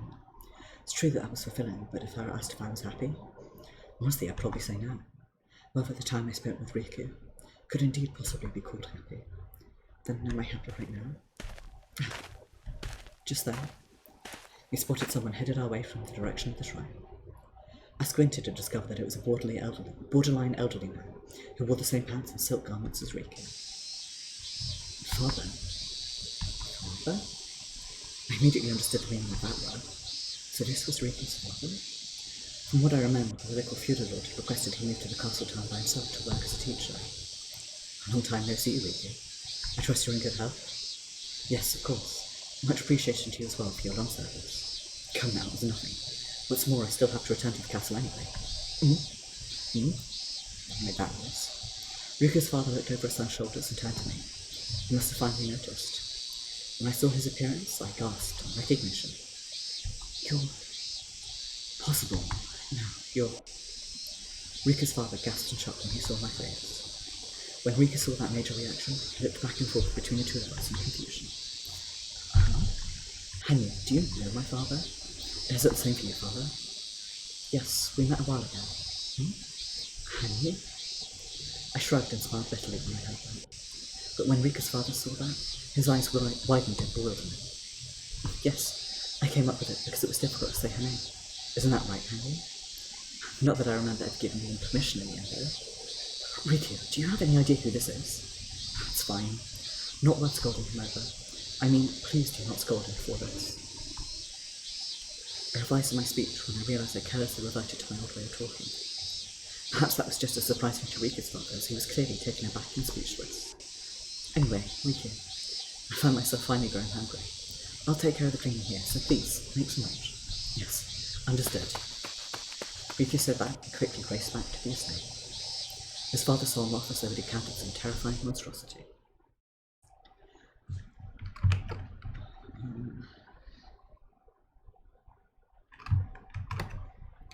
Once I was sure I could no longer see Riku, I sat down on a nearby garden stone and turned to his father, the chief priest of the Furude shrine, going to a finished room when I finished this scene. It's been a long time since I gave you that command. Never would have thought you were a priest for Furude. Everyone who carried out the rituals perished in that incident 20 years ago, so I was entrusted with this shrine at the behest of the surviving villagers. So I lost those. I see, but I must say you're somewhat thinner than I remember you. Age comes to all of us. I've lived to this day believing that the life you saved and the teachings you entrusted to me are more precious and valuable than diamonds. Such noble dedication. It would seem my assessment of you was correct. I said that and chuckled. Though he was still a little nervous, Riku's father smiled back at me. The reason I appointed him as my oracle 20 years ago was because he seemed so sincere that it was almost embarrassing to watch. While the villagers were evacuating, he went off the mountain road to save an elderly woman who'd fallen from the road into a valley. As a result, he was just about to be killed by a surviving Griffith's remnants when I came in and saved him. I was originally dispatched to this land by the feudal lord to teach agriculture techniques, so I handed my position over to Riku when he came of age, and have now returned to my original duties. When you were sent there, you came across damage caused by demons, huh?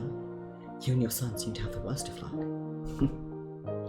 Even so, it should have been no easy feat for him to spread my message to the villagers and restore the destroyed shrine to this extent. He had more wrinkles and seemed a bit smaller than he did back then, but it appeared that the kindly personality that exuded from his gentle face hadn't changed at all. It was because of him that many of the villagers decided to stay in the village instead of leaving after such tragedy, by relieving their fears and making them believe that they were safe in the name of God. Oyashiro-sama? You mean me, yes? My sincerest apologies for the rude question, but what is your relation to my son? I'm just a freeloader. He's simply been taking care of me as thanks for saving his life. Funny. Even though I myself said it, the word freeloader made my heart throb with agony. What even am I to Riki to begin with? A guest? A housemate? A family? As if.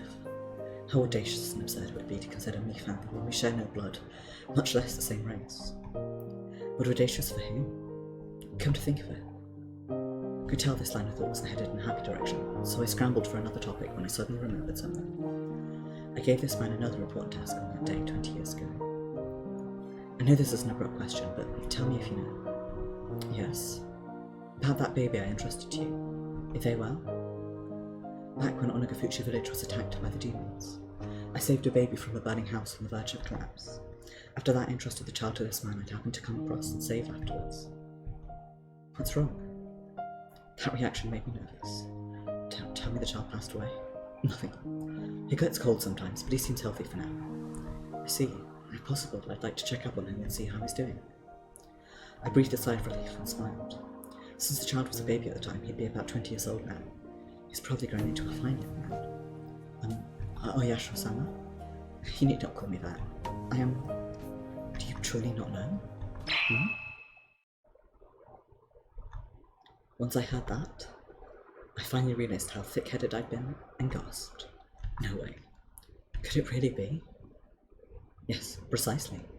The child you entrusted to me is my son, Riku.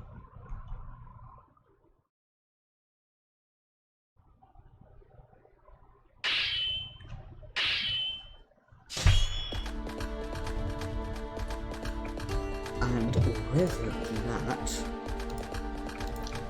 we are going to end things off here.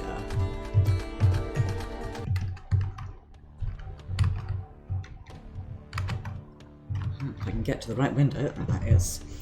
I am going to say thank you very much for watching, it is very much appreciated. I will be streaming Nier Replicant tomorrow, where we'll be continuing our playthrough of Route D and unlocking more of the various weapon stories, which is the main thing I care about at the moment. Then on Tuesday, it'll be Final Fantasy XIV, where I will be playing through I'll be doing Bozja on Ashard and maybe some other stuff, but I'm focusing primarily on Bozja, getting Castrum, unlocking DR, that sort of thing. Then on, oh my god, my brain is so empty. On Thursday, we'll be playing Destiny 2, where we will be doing Week 7 of Season of the Lost and starting to get to work on this season's exotic. And then next Saturday will be more Higurashi When They Cry, Kotohogushi, where we will be taking on the Half-Bloods. So thank you very much for watching, it's very much appreciated. Do have a wonderful evening, be excellent to each other. I do hope you enjoyed, and I'll see you guys tomorrow.